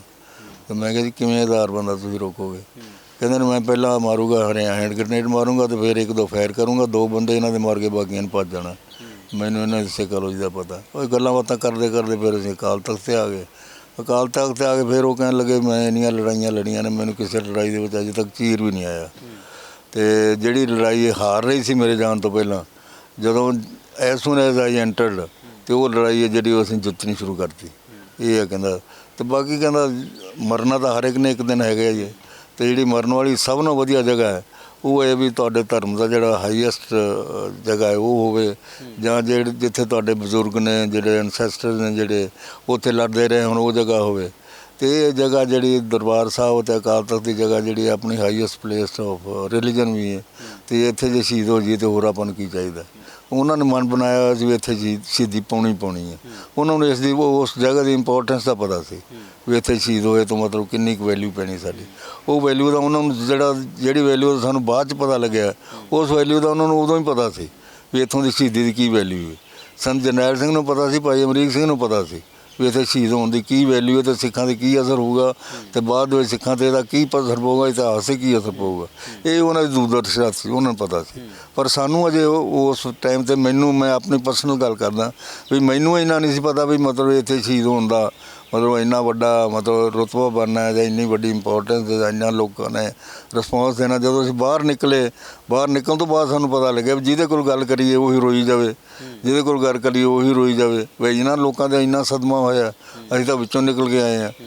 ਜੋ ਸਾਨੂੰ ਉਹਨਾਂ ਨੂੰ ਗੱਲਾਂ ਦੱਸੀ ਤੇ ਉਹ ਰੋਈ ਜਾਣ। ਅਤੇ ਜਿੰਨੀ ਲੋਕਾਂ ਨੇ ਉਹਨਾਂ ਨੇ ਸਾਨੂੰ ਮਦਦ ਕੀਤੀ ਹੈ, ਮਤਲਬ 1984 ਤੋਂ ਲੈ ਕੇ 1992 ਤੱਕ ਕਹਿ ਲਓ ਤੁਸੀਂ, 90 ਤੱਕ ਤਾਂ ਬੜੀ ਮਤਲਬ ਲੋਕਾਂ ਨੇ ਬਿਲਕੁਲ ਫੁੱਲ ਹਾਰਟਡਲੀ ਮਦਦ ਕੀਤੀ ਹੈ। ਅਤੇ ਲੋਕ ਇਹ ਵੀ ਚਾਹੁੰਦੇ ਸੀ ਵੀ ਅਸੀਂ ਸਰਕਾਰ ਬਣਾਈਏ, ਇਲੈਕਸ਼ਨ ਲੜੀਏ, ਲੇਕਿਨ ਉਹ ਸਾਡੀ ਲੀਡਰਸ਼ਿਪ ਜਾਂ ਸਰਕਾਰ ਦੀਆਂ ਏਜੰਸੀਆਂ ਨੇ ਜਾਂ ਸਰਕਾਰ ਨੇ ਹਾਲਾਤ ਇਸ ਤਰ੍ਹਾਂ ਦੇ ਬਣਾਏ ਵੀ ਸਾਨੂੰ ਪਾਵਰ 'ਚ ਨਹੀਂ ਆਉਣ ਦਿੱਤਾ, ਕਿਉਂਕਿ ਉਹ ਇਹ ਚਾਹੁੰਦੇ ਸੀ ਵੀ ਜੇ ਲੋਕ ਇਹਨਾਂ ਦੇ ਮਗਰ ਲੱਗ ਗਏ ਅਤੇ ਜਿਸ ਤਰ੍ਹਾਂ ਇਹਨਾਂ ਨੇ ਪਾਰਲੀਮੈਂਟ ਦੀਆਂ ਇਲੈਕਸ਼ਨ 89 'ਚ ਜਿੱਤੀਆਂ ਨੇ, ਜੋ ਉਸ ਤੋਂ ਪਹਿਲਾਂ ਅਸੀਂ 85 'ਚ ਲੜ ਲੈਂਦੇ ਤਾਂ ਵੀ ਜਿੱਤ ਜਾਂਦੇ, ਅਤੇ ਉਸ ਤੋਂ ਬਾਅਦ ਜੇ 92 'ਚ ਇਲੈਕਸ਼ਨ ਨਾ ਬਾਈਕਾਟ ਕਰਦੇ ਤਾਂ ਵੀ ਜਿੱਤ ਜਾਂਦੇ। ਅਤੇ ਫਿਰ ਤਾਂ ਇਹਨਾਂ ਨੇ ਮਤਲਬ ਆਪਦਾ ਸਾਡੇ ਨਾਲ ਅੱਡ ਹੋਣ ਦਾ ਮਨ ਬਣਾ ਹੀ ਲਿਆ, ਕਿਉਂਕਿ ਇੰਦਰਾ ਗਾਂਧੀ ਦੇ ਬਾਅਦ ਦੇ ਵਿੱਚ ਜਿਹੜੀ ਜੈਨੋਸਾਈਡ ਹੋਈ ਸਿੱਖਾਂ ਦੀ, ਉਸ ਤੋਂ ਬਾਅਦ ਤਾਂ ਸਿੱਖਾਂ ਦਾ ਕੋਈ ਮਤਲਬ ਨਹੀਂ ਰਿਹਾ ਜਾਂਦਾ ਹਿੰਦੁਸਤਾਨ ਦੇ ਨਾਲ ਰਹਿਣ ਦਾ। ਅਤੇ ਉਹਨਾਂ ਨੂੰ ਪਤਾ ਸੀ ਵੀ ਹੁਣ ਹਿੰਦੁਸਤਾਨ ਦੇ ਵਿੱਚ ਸਿੱਖਾਂ ਦੇ ਰਹਿਣ ਦਾ ਅਸੀਂ ਕੋਈ ਮਤਲਬ ਛੱਡਿਆ ਨਹੀਂ, ਕੋਈ ਦਰਵਾਜ਼ਾ ਨਹੀਂ ਛੱਡਿਆ ਵੀ ਸਿੱਖ ਹਿੰਦੁਸਤਾਨ ਦੇ ਨਾਲ ਰਹਿ ਜਾਣ। ਇੰਦਰਾ ਗਾਂਧੀ ਦੇ ਮਰਨ ਤੋਂ ਬਾਅਦ ਜਿਹੜਾ ਕੁਝ ਇਹਨਾਂ ਨੇ ਕੀਤਾ ਉਹ ਦੇ ਨਿਊ ਇਟ ਵੈਰੀ ਵੈਲ। ਸਿੱਖਾਂ ਨੂੰ ਭਾਵੇਂ ਪਤਾ ਹੋਵੇ ਭਾਵੇਂ ਨਾ ਪਤਾ ਹੋਵੇ, ਉਹਨਾਂ ਨੂੰ ਪਤਾ ਸੀ ਵੀ ਹੁਣ ਅਸੀਂ ਇਹਨਾਂ ਦੇ ਸਾਰੇ ਦਰਵਾਜ਼ੇ ਬੰਦ ਕਰ ਦੇਣ ਅਤੇ ਹੁਣ ਇਹਨਾਂ ਨੇ ਆਪਦੇ ਸਾਡੇ ਨੂੰ ਅੱਡ ਹੋਣ ਵਾਸਤੇ ਲੜਾਈ ਲੜਨੀ ਹੈ। ਅਤੇ ਲੜਾਈ ਕਿੰਨੀ ਕੁ ਲੜਦੇ ਨੇ ਉਹਦੇ ਵਿੱਚ ਫਿਰ ਸਿੱਖ ਯੂਥ ਆ ਜਿਹੜੀ ਉਹ ਇੱਕ ਪਾਸੇ ਲੜੀ, ਅਤੇ ਜਿਹੜੀ ਇਹ ਹਿੰਦੁਸਤਾਨ ਦੀ ਸਰਕਾਰ ਇੱਕ ਪਾਸੇ ਲੜੀ। ਉਹਦੀ 'ਤੇ ਇੱਕ ਕਿਤਾਬ ਵੀ ਲਿਖੀ ਹੈ, political discourse of Sikh militants with Indian state. ਬਹੁਤ ਤਗੜੀ ਕਿਤਾਬ ਹੈ, ਬਰਿੰਦਰਪਾਲ ਦੀ ਕਿਤਾਬ ਹੈ, ਉਹਨੇ ਸ਼ਿਮਲੇ ਰਹਿ ਕੇ। ਜੀ ਸਰ, ਇੱਕ ਸਵਾਲ ਇਹ ਹੈ ਕਿ ਕਿਹਾ ਇਹ ਵੀ ਜਾਂਦਾ ਵੀ ਜਦੋਂ ਇੰਡੀਅਨ ਆਰਮੀ ਨੇ ਅਟੈਕ ਕੀਤਾ ਅੰਦਰ ਜਿੰਨੇ ਕੁ ਸ਼ਰਧਾਲੂ ਸੀ ਜਾਂ ਜਿੰਨੇ ਕੁ ਸਿੰਘ ਸੀ, ਕੋਈ ਵੀ ਜ਼ਿੰਦਾ ਨਹੀਂ ਬਚਿਆ। ਫਿਰ ਡਾਕਟਰ ਭਗਵਾਨ ਸਿੰਘ ਹੁਣੇ ਜ਼ਿੰਦਾ ਬਚ ਕੇ ਕਿਵੇਂ ਆਏ? ਇਹ ਵੀ ਬੜੀ ਮਿਸਟਰੀ ਹੈ, ਕਿਉਂਕਿ ਸਾਡਾ, ਮੈਂ ਜੇ ਤੁਹਾਨੂੰ ਆਪਦਾ ਮੋਰਚਾ ਦੱਸਾਂ ਨਾ, ਇੱਥੇ 2 ਨਿਸ਼ਾਨ ਸਾਹਿਬ ਨੇ ਜੀ। ਤੇ ਪੌੜੀਆਂ ਚੜ੍ਹ ਕੇ ਡਿਉੜੀ ਜਾਈਏ ਤੇ ਉਹਦੇ ਖੱਬੇ ਪਾਸੇ ਉਦੋਂ ਕਮਰਾ ਹੁੰਦਾ ਸੀ। ਉਹ ਕਮਰਾ ਅੱਜ ਕੱਲ੍ਹ ਬੰਦ ਕਰਕੇ ਤੇ ਇਹਨਾਂ ਨੇ ਯਾਦਗਾਰ ਦੀ ਉੱਥੋਂ ਪੌੜੀਆਂ ਬਣਾਈਆਂ ਹੋਈਆਂ ਨੇ। 4 ਤਰੀਕ ਰਾਤ ਨੂੰ ਸਾਡਾ ਉੱਥੇ ਮੋਰਚਾ ਸੀ ਤੇ ਉੱਥੇ ਅਸੀਂ ਮੋਰਚਾ ਬਣਾਇਆ ਹੋਇਆ ਸੀ, ਆਪਦੀਆਂ ਗੰਨਾਂ ਫਿੱਟ ਕੀਤੀਆਂ ਹੋਈਆਂ ਸੀ, ਜੇ ਫੌਜ ਆਏ ਤੇ ਅਸੀਂ ਇੱਥੋਂ ਮੁਕਾਬਲਾ ਕਰਨਾ। 4 ਤਰੀਕ ਰਾਤ ਨੂੰ ਫੌਜ ਫੇਰ ਨਹੀਂ ਆਈ, ਅਸੀਂ ਬਿਲਕੁਲ ਤਿਆਰ ਸੀ। ਜੇ ਅਸੀਂ 4 ਤਰੀਕ ਰਾਤ ਨੂੰ ਫੌਜ ਉੱਥੇ ਆ ਜਾਂਦੀ ਜਾਂ ਅਸੀਂ ਉੱਥੇ, ਸਾਡਾ ਮੋਰਚਾ ਉੱਥੇ ਰਹਿੰਦਾ, ਫਿਰ ਅਸੀਂ ਬਚ ਕੇ ਨਹੀਂ ਸੀ ਨਿਕਲ ਸਕਦੇ, ਫਿਰ ਅਸੀਂ ਸ਼ਹੀਦ ਹੁੰਦੇ। 5 ਤਰੀਕ ਨੂੰ ਕੀ ਹੁੰਦਾ ਕਿ 5 ਤਰੀਕ ਨੂੰ ਜਨਰਲ ਸ਼ਵੇਕ ਸਿੰਘ ਉੱਥੇ ਆਉਂਦੇ ਨੇ, ਸਾਨੂੰ ਕਹਿੰਦੇ ਨੇ ਵੀ ਤੁਸੀਂ ਆਪਦੇ ਸਮਾਨ ਚੱਕੋ ਤੇ ਉੱਪਰ ਚਲੇ ਜਾਓ ਪਹਿਲੀ ਮੰਜ਼ਿਲ 'ਤੇ। ਪਹਿਲੀ ਮੰਜ਼ਿਲ 'ਤੇ ਅਸੀਂ ਸਮਾਨ ਲੈ ਗਏ ਤੇ ਉਹਨਾਂ ਨੇ ਸਾਨੂੰ ਉਹ ਗਲੀ ਦਿਖਾਈ, ਛੋਟੀ ਜਿਹੀ ਗਲੀ, ਪੀੜੀਆਂ ਗਲੀਆਂ ਸੀ, ਵੀ ਸਾਨੂੰ ਇਹ ਆ ਵੀ ਇੱਧਰ ਦੀ ਫੌਜ ਆ ਸਕਦੀ ਹੈ, ਜੇ ਫੌਜ ਇੱਧਰ ਦੀ ਆਈ ਤਾਂ ਤੁਸੀਂ ਇੱਧਰੋਂ ਰੋਕਣਾ। ਅਸੀਂ 3 ਜਣੇ ਹੀ ਸੀ, ਚਰਨਜੀਤ ਸਿੰਘ ਤਲਵੰਡੀ ਵੀ ਸਾਡੇ ਮੋਰਚੇ 'ਤੇ ਆ ਗਿਆ ਸੀ। ਅਸੀਂ ਕਿਹਾ ਜੀ ਠੀਕ ਹੈ। ਹੁਣ ਸਾਡੇ ਜਿਹੜਾ ਨਿਕਲਣ ਦੀ ਬਣਦੀ ਹੈ ਉਹ ਇੱਥੋਂ ਸ਼ੁਰੂ ਹੁੰਦਾ ਕੰਮ, ਵੀ ਅਸੀਂ, ਸਾਨੂੰ ਉਹਨਾਂ ਨੇ ਮੋਰਚਾ ਸਾਡਾ ਬਦਲਤਾ। ਜੇ ਮੋਰਚਾ ਥੱਲੇ ਰਹਿੰਦਾ ਫੇਰ ਨਹੀਂ ਸੀ ਅਸੀਂ ਬਚ ਸਕਦੇ, ਫਿਰ ਅਸੀਂ ਸ਼ਹੀਦ ਹੁੰਦੇ ਜਾਂ ਜਿਹੜਾ ਵੀ ਕੁਝ ਹੁੰਦਾ। ਉਹ ਜਿਹੜੇ ਜਦੋਂ ਫੌਜ ਉੱਧਰੋਂ ਆਈ ਨਹੀਂ ਤੇ ਫਿਰ ਸਾਨੂੰ ਇਹ ਸੋਚਣ ਦਾ ਟਾਈਮ ਮਿਲ ਗਿਆ ਵੀ ਇੱਧਰੋਂ ਫੌਜ ਆਈ ਨਹੀਂ, ਇਹਦਾ ਮਤਲਬ ਇਸ ਗਲੀ ਦੇ ਵਿੱਚ ਕੋਈ ਫੌਜ ਨਹੀਂ ਹੈਗੀ। ਤੇ ਜੇ ਆਪਾਂ ਇਸ ਗਲੀ ਦੇ ਵਿੱਚ ਐਂਟਰ ਹੋ ਕੇ ਨਿਕਲਣ ਦੀ ਕੋਸ਼ਿਸ਼ ਕਰੀਏ ਤੇ ਸ਼ਾਇਦ ਆਪਾਂ ਨਿਕਲ ਜਾਈਏ, ਪੱਕਾ ਫਿਰ ਵੀ ਨਹੀਂ ਸੀ, ਵੀ ਸ਼ਾਇਦ ਨਿਕਲ ਜਾਈਏ। ਤੇ ਸਾਨੂੰ ਇਹ ਵੀ ਇਨਫੋਰਮੇਸ਼ਨ ਮਿਲ ਗਈ ਵੀ ਸੰਤਾਂ ਨੇ ਕਿਹਾ ਵੀ ਜਿਹੜਾ ਨਿਕਲ ਸਕਦਾ ਉਹ ਨਿਕਲ ਜਾਓ, ਅਸੀਂ ਤਾਂ ਸ਼ਹੀਦੀ ਪਾਉਣੀ ਹੈ। ਜਦੋਂ ਸਾਨੂੰ ਇਹਨਾਂ ਸਾਰੀਆਂ ਗੱਲਾਂ ਦਾ ਪਤਾ ਲੱਗਿਆ ਤਾਂ ਅਸੀਂ ਸਾਰਿਆਂ ਨੇ, 3 ਨੇ ਸਲਾਹ ਕੀਤੀ ਵੀ ਆਪਾਂ ਨੂੰ ਕੋਸ਼ਿਸ਼ ਕਰਨੀ ਚਾਹੀਦੀ ਨਿਕਲਣ ਦੀ। ਉਸ ਤੋਂ ਬਾਅਦ ਫਿਰ ਅਸੀਂ ਉਸ ਭੀੜੀ ਗਲੀ ਵਿੱਚ ਦੀ ਨਿਕਲ ਕੇ 2-3 ਘਰਾਂ ਦੇ ਅਸੀਂ ਦਰਵਾਜ਼ੇ ਤੋੜੇ, ਸਾਰੇ ਲੋਕ ਜੰਦਰਾ ਮਾਰ ਕੇ ਚਲੇ ਗਏ ਸੀ। ਲੱਕੜ ਦੀਆਂ ਪੌੜੀਆਂ ਲਾਈਆਂ, ਲੱਕੜ ਦੀਆਂ ਪੌੜੀਆਂ ਲਾ ਕੇ ਇੱਕ ਛੱਤ ਤੋਂ ਦੂਜੀ ਛੱਤ, ਦੂਜੀ ਛੱਤ ਤੋਂ ਤੀਜੀ ਛੱਤ, ਹਰ ਇੱਕ ਨਾ ਉੱਥੇ ਕੁਆਟਰ ਸਨ ਛੋਟੇ SCP ਦੇ ਮੁਲਾਜ਼ਮਾਂ ਦੇ ਵੀ, ਅਤੇ ਉੱਥੇ ਲੱਕੜ ਦੀਆਂ ਪੌੜੀਆਂ ਪਈਆਂ ਸੀ। ਉਹ ਲੱਕੜ ਦੀਆਂ ਪੌੜੀਆਂ ਨੇ ਸਾਨੂੰ ਬਹੁਤ ਕੰਮ ਕੀਤਾ। ਉਹ ਅਸੀਂ ਛੱਤਾਂ 'ਤੇ ਚੜ੍ਹ ਕੇ ਤੇ ਫਿਰ ਦੂਜੇ ਘਰ ਤੋਂ ਤੀਜੇ ਘਰ, ਇਸ ਤਰ੍ਹਾਂ ਮਤਲਬ ਅਸੀਂ, ਪਾਣੀ ਵੀ ਉੱਥੇ ਪਿਆ ਸੀ। ਉਹ ਕੋਈ ਇੰਪਲਾਈ ਸੀ, ਹਰੀ ਸਿੰਘ ਦਾ ਨਾਂ ਸੀ, SCP ਦਾ ਇੰਪਲਾਈ, ਉਹਦਾ ਉਹ ਕੁਆਟਰ ਸੀ। ਉੱਥੇ ਅਸੀਂ ਪਾਣੀ ਪੂਣੀ ਪੀਤਾ, ਮੂੰਹ ਧੋ ਲਿਆ, ਨਿਤਨੇਮ ਜਿੰਨਾ ਕੁ ਆਉਂਦਾ ਸੀ ਕਰ ਲਿਆ। ਉਹਦੀਆਂ ਹੀ ਅਸੀਂ ਚੱਪਲਾਂ ਪਾ ਲਈਆਂ ਜਿਹੜੀਆਂ ਪਈਆਂ ਸੀ ਪੈਰਾਂ 'ਚ, ਉਹਦੇ ਹੀ ਕੁੜਤੇ ਪਜਾਮੇ ਅਸੀਂ ਆਪਦੇ ਜਿਹੜੇ ਪਸੀਨੇ ਨਾਲ ਭਿੱਜੇ ਹੋਏ ਸੀ ਉਹ ਲਾ ਕੇ ਤੇ ਉਹਦੇ ਕੁੜਤੇ ਪਜਾਮੇ ਪਾ ਲਏ, ਪੱਗਾਂ ਵੀ ਬੰਨ੍ਹ ਲਈਆਂ ਆਪਦੀਆਂ। ਤੇ ਉਸ ਤੋਂ ਬਾਅਦ ਅਸੀਂ ਜਦੋਂ ਛੱਤਾਂ ਟੱਪ ਕੇ ਗਏ ਅੱਗੇ, ਇੱਕ ਮਾਈ ਦਾ ਘਰ ਸੀ ਛੋਟੀ ਜਿਹੀ ਦਾ, ਇਕੱਲੀ ਵਿਚਾਰੀ ਪਈ ਸੀ, ਉਹਨੂੰ ਅਸੀਂ ਪਾਣੀ ਪੂਣੀ ਪਿਆ, ਉਹਨੂੰ ਥੋੜ੍ਹਾ ਜਿਹਾ ਕਾਇਮ ਕੀਤਾ। ਉਹ ਉੱਥੇ ਜਿਹੜਾ ਚੁਬਾਰਾ ਸੀ ਨਾ ਨਾਲ ਹੀ ਉਸ ਘਰ ਦੇ, ਉੱਥੇ ਮਤਲਬ ਹਿੰਦੂ ਬੜੇ ਆਏ ਹੋਏ ਸੀ ਤਮਾਸ਼ਾ ਵੇਖਣ ਫੌਜ ਦਾ। ਅਤੇ ਉਹਨਾਂ 'ਚੋਂ ਸਾਨੂੰ ਇੱਕ ਆਵਾਜ਼ ਆਈ ਵੀ ਕਰਫਿਊ ਖੁੱਲ੍ਹ ਗਿਆ, ਅਤੇ ਚਲੋ ਆਪਾਂ ਘਰ ਚੱਲੀਏ। ਮਤਲਬ 2 ਵਜੇ ਕਰਫਿਊ ਖੁੱਲ੍ਹਿਆ, ਇਹਨਾਂ ਨੇ ਬਾਹਰ ਨੇ ਆਪਦੀ ਕਿਤਾਬ ਲਿਖਿਆ 2 ਵਜੇ ਅਸੀਂ ਕਰਫਿਊ ਖੁੱਲ੍ਹਿਆ। ਇਹਦਾ ਮਤਲਬ 2 ਵਜੇ ਤੱਕ ਮਤਲਬ ਅਸੀਂ ਉੱਥੇ ਹੀ ਉਸੇ ਸਟਰਗਲ 'ਚ ਹੀ ਰਹੇ ਵੀ ਇਸ ਛੱਤ ਤੋਂ ਉਸ ਛੱਤ, ਇਸ ਛੱਤ ਤੋਂ ਉਸ ਛੱਤ, ਪੌੜੀਆਂ ਚੜ੍ਹਦੇ ਉਤਰਦੇ, ਪੌੜੀਆਂ ਚੜ੍ਹਦੇ ਉਤਰਦੇ, ਪਰ ਸਾਨੂੰ ਕੋਈ ਫੌਜ ਨੇੜੇ ਨਹੀਂ ਦਿਸੀ ਜਿਹੜੀ ਸਾਨੂੰ ਮਾਰ ਸਕਦੀ ਸੀ। ਲੇਕਿਨ ਡਾਕਟਰ ਸਾਹਿਬ, ਤੁਸੀਂ ਕਿਹਾ ਵੀ ਇੱਕ ਸੁਨੇਹਾ ਸਾਨੂੰ ਇਹ ਵੀ ਮਿਲਿਆ ਸੀ ਵੀ ਸੰਤਾਂ ਨੇ ਕਿਹਾ ਵੀ ਜਿਹੜਾ ਨਿਕਲ ਸਕਦਾ ਉਹ ਨਿਕਲ ਜਾਵੇ, ਅਸੀਂ ਤਾਂ ਇੱਥੇ ਸ਼ਹੀਦੀ ਪਾਉਣੀ ਹੈ। ਉਦੋਂ ਡਾਕਟਰ ਸਾਹਿਬ ਦੇ ਤੁਹਾਡੇ ਸਾਥੀਆਂ ਦੇ ਜ਼ਿਹਨ ਵਿੱਚ ਇਹ ਨਹੀਂ ਆਇਆ ਵੀ ਇਹ ਮੌਕਾ ਹੈ ਸੰਤਾਂ ਦੇ ਨਾਲ ਖੜਨ ਦਾ, ਅਸੀਂ ਹੁਣ ਨਾ ਭੱਜੀਏ, ਅਸੀਂ ਖੜੀਏ ਨਾਲ? ਇਹ ਤਾਂ ਆਇਆ, ਪਰ ਉਦੋਂ ਜਦੋਂ ਟੈਂਕ ਆ ਗਏ ਸੀ ਨਾ, ਟੈਂਕ ਆਉਣ ਤੋਂ ਬਾਅਦ ਤਾਂ ਫਿਰ ਇਹ ਕਲੀਅਰ ਸੀ ਵੀ ਉੱਥੇ ਸ਼ਹੀਦੀ ਹੈ। ਉੱਥੋਂ ਬਚ ਕੇ ਨਿਕਲਣਾ ਜਾਂ ਬਾਅਦ ਦੇ ਵਿੱਚ ਸੋਚਣਾ ਵੀ ਬਾਅਦ ਦੇ ਵਿੱਚ ਕੌਮ ਦਾ ਕੀ ਬਣੂਗਾ, ਇਹ ਨਹੀਂ ਸੀ ਫਿਰ ਹੋ ਸਕਦਾ। ਜੇ ਟੈਂਕ ਨਾ ਆਉਂਦੇ ਫਿਰ ਤੁਹਾਡੀ ਗੱਲ ਠੀਕ ਹੈ ਵੀ ਫਿਰ ਸਾਨੂੰ ਸੰਤਾਂ ਦੇ ਨਾਲ ਕਰਕੇ ਉੱਥੇ ਲੜਨਾ ਵੀ ਚਾਹੀਦਾ ਸੀ, ਸਾਰਾ ਕੁਝ ਕਰਨਾ ਚਾਹੀਦਾ। ਫਿਰ ਜਦੋਂ ਸਿੱਧਾ ਦਿਸਦਾ ਹੈ ਸਾਨੂੰ ਵੀ ਟੈਂਕ ਆ ਗਏ ਤੇ ਟੈਂਕਾਂ ਦੇ ਸਾਹਮਣੇ ਜਾਣਾ, ਲੜਾਈ ਤਾਂ ਅਸੀਂ ਲੜ ਨਹੀਂ ਸਕਦੇ, ਗੋਲੀਆਂ ਦਾ ਟੈਂਕਾਂ 'ਤੇ ਕੋਈ ਅਸਰ ਨਹੀਂ, ਉੱਥੇ ਤਾਂ ਇਹ ਵੀ ਸ਼ਹੀਦੀ ਪਾਉਣੀ ਹੈ। ਉਹ ਸੰਤਾਂ ਨੇ ਕਹਿਤਾ ਵੀ ਜਿਹੜਾ ਨਿਕਲ ਸਕਦਾ ਉਹ ਨਿਕਲ ਜਾਓ, ਬਾਅਦ ਦੇ ਵਿੱਚ ਵੀ ਕੰਮ ਕਰਨਾ। ਨਹੀਂ, ਬਾਅਦ ਵਿੱਚ ਵੀ ਕੰਮ ਕਰਨਾ, ਲੇਕਿਨ ਜਿਵੇਂ ਤੁਸੀਂ ਕਿਹਾ ਵੀ ਜਨਰਲ ਸ਼ਵੇਕ ਸਿੰਘ ਜੀ ਨੇ ਕਿਹਾ ਸੀ ਵੀ ਇਸ ਤੋਂ ਵਧੀਆ ਜਗ੍ਹਾ ਸ਼ਹਾਦਤ ਦੇ ਲਈ ਕੋਈ ਹੋ ਨਹੀਂ ਸਕਦੀ ਸੀ, ਉਹ ਗੱਲ ਨਹੀਂ ਤੁਹਾਡੇ ਆਈ ਜ਼ਿਹਨ? ਠੀਕ ਹੈ, ਉਹ ਤੁਹਾਡੀ ਗੱਲ ਠੀਕ। ਇਤਿਹਾਸ ਵਿੱਚ ਡਾਕਟਰ ਭਗਵਾਨ ਸਿੰਘ ਦਾ ਵੀ ਨਾਮ ਲਿਖਿਆ ਜਾਵੇਗਾ। ਉਹਦੇ ਵਿੱਚ ਬਾਅਦ ਦੇ ਵਿੱਚ ਮੈਨੂੰ ਚਰਨਜੀਤ ਬਹੁਤ ਕਹਿੰਦਾ ਰਿਹਾ ਵੀ ਡਾਕਟਰ ਸਾਹਿਬ ਆਪਾਂ ਗਲਤੀ ਕੀਤੀ ਉੱਥੋਂ ਆਉਣ ਵਾਲੀ, ਵੀ ਉੱਥੇ ਸ਼ਹੀਦੀ ਪਾਉਣੀ ਜਿਹੜੀ ਉਹ ਬਹੁਤ ਵੱਡੀ ਗੱਲ ਸੀ, ਅਤੇ ਆਪਾਂ ਗਲਤੀ ਕਰਕੇ ਆ ਗਏ ਹਾਂ ਅਤੇ ਹੁਣ ਆਪਾਂ ਘਰ ਨਹੀਂ ਜਾਣਾ, ਹੁਣ ਆਪਾਂ ਸਟਰਗਲ ਹੀ ਕਰਨਾ। ਨਾ ਤਾਂ ਉਹ ਹੀ ਕਰ ਗਿਆ ਬਾਅਦ ਦੇ ਵਿੱਚ ਅਤੇ ਨਾ ਮੈਂ ਹੀ ਕਰ ਗਿਆ।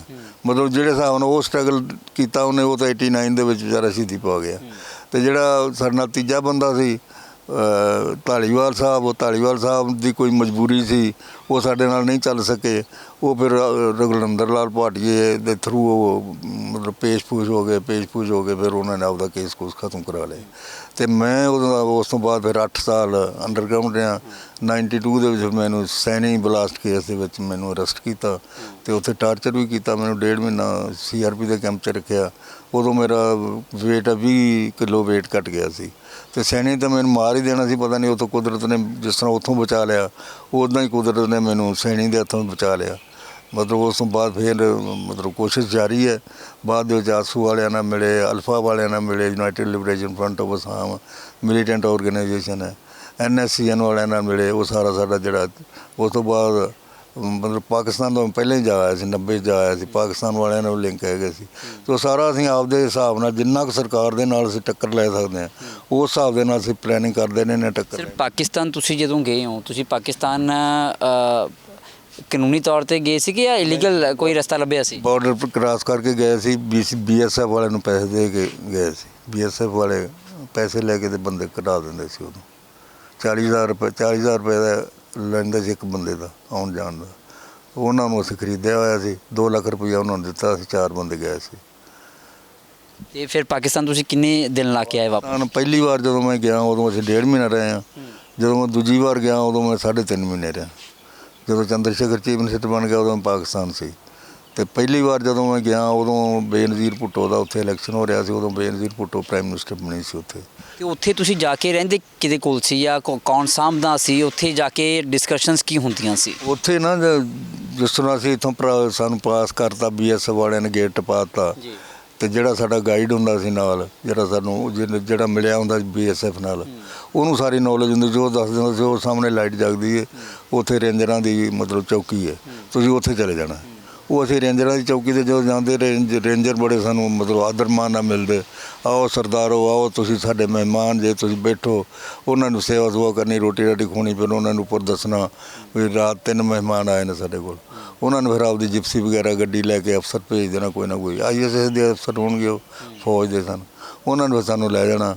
ਪਹਿਲੀ ਵਾਰ ਜਦੋਂ ਅਸੀਂ ਗਏ ਹਾਂ ਉਦੋਂ ਸਾਨੂੰ ਇੱਥੋਂ ਲੈ ਕੇ ਗਏ ਬਿਸਮੀਆਂ ਚੌਕੀ ਹੈ ਇੱਕ।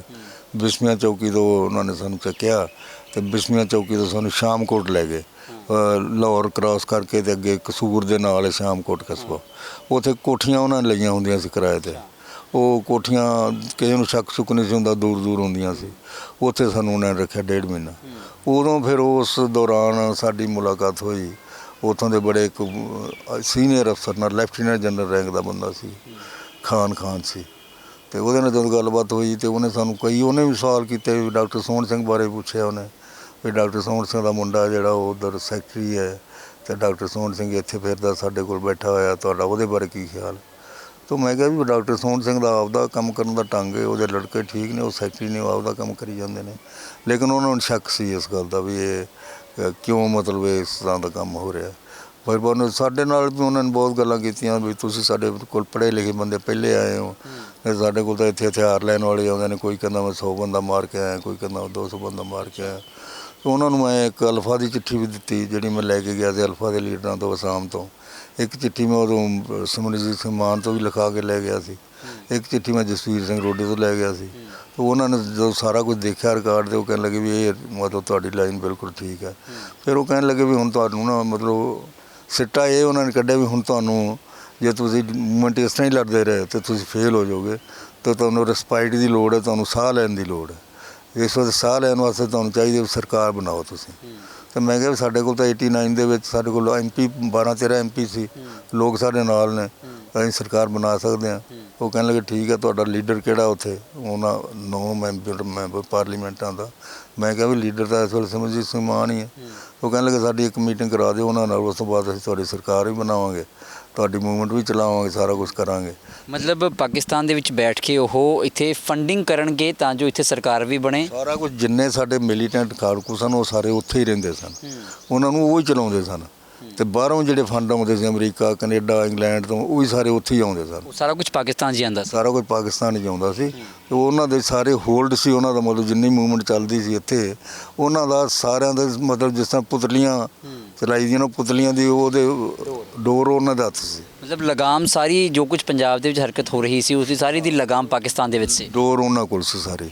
ਉਹ ਜਿਹੜਾ ਕੁਝ ਉਹਨਾਂ ਨੇ ਮੈਨੂੰ ਦੱਸਿਆ, ਜਿਹੜੀ ਉਹਨਾਂ ਨਾਲ ਗੱਲਬਾਤ ਹੋਈ, ਉੱਥੋਂ ਮੈਨੂੰ ਇਹੀ ਲੱਗਿਆ ਵੀ ਜੇ ਉਹ ਕਹਿੰਦੇ ਨੇ ਵੀ ਅਸੀਂ ਤੁਹਾਡੀ ਸਰਕਾਰ ਵੀ ਬਣਾਵਾਂਗੇ, ਸਰਕਾਰ ਚਲਾਵਾਂਗੇ ਵੀ, ਮੂਵਮੈਂਟ ਵੀ ਚੱਲੂਗੀ, ਪਰ ਹੁਣ ਤੁਹਾਨੂੰ ਸਾਹ ਲੈਣ ਦੀ ਲੋੜ ਹੈ, ਥੋੜ੍ਹਾ ਰੈਸਟ ਕਰਨ ਦੀ ਲੋੜ ਹੈ। ਅਤੇ ਰੈਸਟ ਤਾਂ ਹੋਊਗੀ ਜੇ ਤੁਸੀਂ ਆਪਦੀ ਸਰਕਾਰ ਬਣਾ ਲਓਗੇ, ਸਰਕਾਰ ਤਾਂ ਬਣੂਗੀ ਜੇ ਤੁਸੀਂ ਇਲੈਕਸ਼ਨ ਲੜੋਗੇ, ਇਲੈਕਸ਼ਨ ਤਾਂ ਲੜੋਗੇ ਜੇ ਕੋਈ ਤੁਹਾਡਾ ਲੀਡਰ ਹੋਊਗਾ। ਤਾਂ ਉਹ ਸਾਰੀਆਂ ਗੱਲਾਂ ਹੋਈਆਂ, ਫਿਰ ਉਹ ਮਾਨ ਦੇ ਨਾਲ ਵੀ ਗੱਲਬਾਤ ਹੋਈ, ਮੇਰੀ ਸਾਰਾ ਕੁਝ ਹੋਇਆ, ਉਹ that is a long story. ਲੇਕਿਨ ਸਰ ਮੇਰੇ ਖਿਆਲ ਦੇ ਵਿੱਚ ਕੀ ਕਦੇ ਸੰਤ ਜਰਨੈਲ ਸਿੰਘ ਭਿੰਡਰਾਂਵਾਲੇ ਨੇ ਵੀ ਉੱਥੇ ਗੱਲ ਕੀਤੀ? ਮੇਰੇ ਖਿਆਲ 'ਚ ਜਿੱਥੇ ਇੱਕ ਮੈਨੂੰ ਨੌਲੇਜ ਹੈ, ਉਹਨਾਂ ਨੇ ਕਦੇ ਪਾਕਿਸਤਾਨ ਗੱਲ ਨਹੀਂ ਕੀਤੀ। ਉਹ ਆਪਣੇ ਦਮ 'ਤੇ ਆਪ ਉਹ ਕਰਦੇ ਸੀ, ਬਹੁਤ ਚੰਗੇ ਲੀਡਰ ਸੀ ਜੋ ਬਾਅਦ ਦੇ ਵਿੱਚ ਗੱਲਾਂ ਜਿਵੇਂ ਤੁਸੀਂ ਕਹਿ ਰਹੇ ਹੋ, ਹੁਣ ਬਰਾੜ ਨੇ ਵੀ ਆਪਣੀ ਕਿਤਾਬ ਵਿੱਚ ਲਿਖਿਆ ਹੈ ਬਈ ਉਹਨਾਂ ਵਰਗਾ ਲੀਡਰ ਨਹੀਂ ਦੇਖਿਆ। ਨਹੀਂ, ਉਹਨਾਂ ਦੇ ਬਿਹਾਫ 'ਤੇ ਜਨਰਲ ਸ਼ਵੇਕ ਸਿੰਘ ਨੇ ਗੱਲ ਕੀਤੀ ਪਾਕਿਸਤਾਨ ਨਾਲ ਜਾ ਕੇ, ਕਿਉਂਕਿ ਮੈਨੂੰ ਉੱਥੋਂ ਹੀ ਪਤਾ ਲੱਗਿਆ ਸੀ। ਉਹਨਾਂ ਨੇ ਮੈਨੂੰ ਦੱਸਿਆ ਵੀ ਜਨਰਲ ਸ਼ਵੇਕ ਸਿੰਘ ਵੀ ਉੱਥੇ ਆਏ ਸੀ, ਅਤੇ ਜਿੱਥੇ ਤੁਸੀਂ ਤੁਹਾਨੂੰ ਰੱਖਿਆ, ਉੱਥੇ ਹੀ ਅਸੀਂ ਜਨਰਲ ਸ਼ਵੇਕ ਸਿੰਘ ਹੋਰਾਂ ਨੂੰ ਰੱਖਿਆ ਸੀ। ਮਤਲਬ ਇੰਨਾ ਕੁ ਮੈਨੂੰ ਉਹਨਾਂ ਨੇ ਦੱਸਿਆ ਵੀ ਜਨਰਲ ਸ਼ਵੇਕ ਸਿੰਘ ਹੋਰੀ ਇੱਥੇ ਆਏ ਸੀ। ਅਤੇ ਬਾਅਦ 'ਚ ਮੈਨੂੰ ਇਹ ਪਤਾ ਲੱਗਿਆ ਜਨਰਲ ਸ਼ਵੇਕ ਸਿੰਘ ਹੋਰਾਂ ਨੇ ਆਪਦੀ ਮਾਤਾ ਨੂੰ ਕਿਹਾ ਸੀ, ਆਪਰੇਸ਼ਨ ਬਲੂ ਸਟਾਰ ਤੋਂ ਥੋੜ੍ਹਾ ਚਿਰ ਪਹਿਲਾਂ, 1-2 ਦਿਨ ਪਹਿਲਾਂ ਉਹ ਆਏ ਮਿਲਣ ਉਹਨਾਂ ਨੂੰ। ਉਹਨਾਂ ਨੇ ਕਿਹਾ ਵੀ ਮਾਤਾ ਸਾਨੂੰ ਪਾਕਿਸਤਾਨ ਧੋਖਾ ਦੇ ਗਿਆ, ਨਹੀਂ ਤਾਂ ਸਾਡਾ ਕੰਮ ਮੋਰਚਾ ਫਤਿਹ ਹੋ ਜਾਣਾ ਸੀ। ਇਹ ਵੀ ਗੱਲ ਮੇਰੇ ਤੱਕ ਪਹੁੰਚੀ। ਹੋ ਸਕਦਾ ਵੀ ਜਨਰਲ ਸ਼ਵੇਕ ਸਿੰਘ ਨਾਲ ਜਿਹੜੀ ਉਹਨਾਂ ਨੇ ਜਨਰਲ ਜੀਆ ਨੇ ਜਿਹੜੀ ਉਹਨਾਂ ਨੂੰ ਅਸ਼ੋਰੈਂਸ ਦਿੱਤੀ ਹੋਵੇ, ਉਸੋਂ ਪਿੱਛੇ ਹਟ ਗਏ ਹੋਣ। ਫਿਰ ਮੈਨੂੰ ਇਹ ਵੀ ਪਤਾ ਲੱਗਿਆ ਵੀ ਜਨਰਲ ਜੀਆ ਨੇ ਆਪਦੇ ਪ੍ਰੋਫੈਸਰ ਸੱਦੇ ਸੀ ਯੂਨੀਵਰਸਿਟੀਆਂ ਦੇ, ਅਤੇ ਉਹਨਾਂ ਦੀ ਇੱਕ ਮੀਟਿੰਗ ਬੁਲਾਈ ਸੀ ਵੀ ਤੁਸੀਂ ਮੈਨੂੰ ਦੱਸੋ ਵੀ ਮੈਂ ਸਿੱਖਾਂ ਦੀ ਮਦਦ ਕਰਾਂ ਜਾਂ ਨਾ ਕਰਾਂ।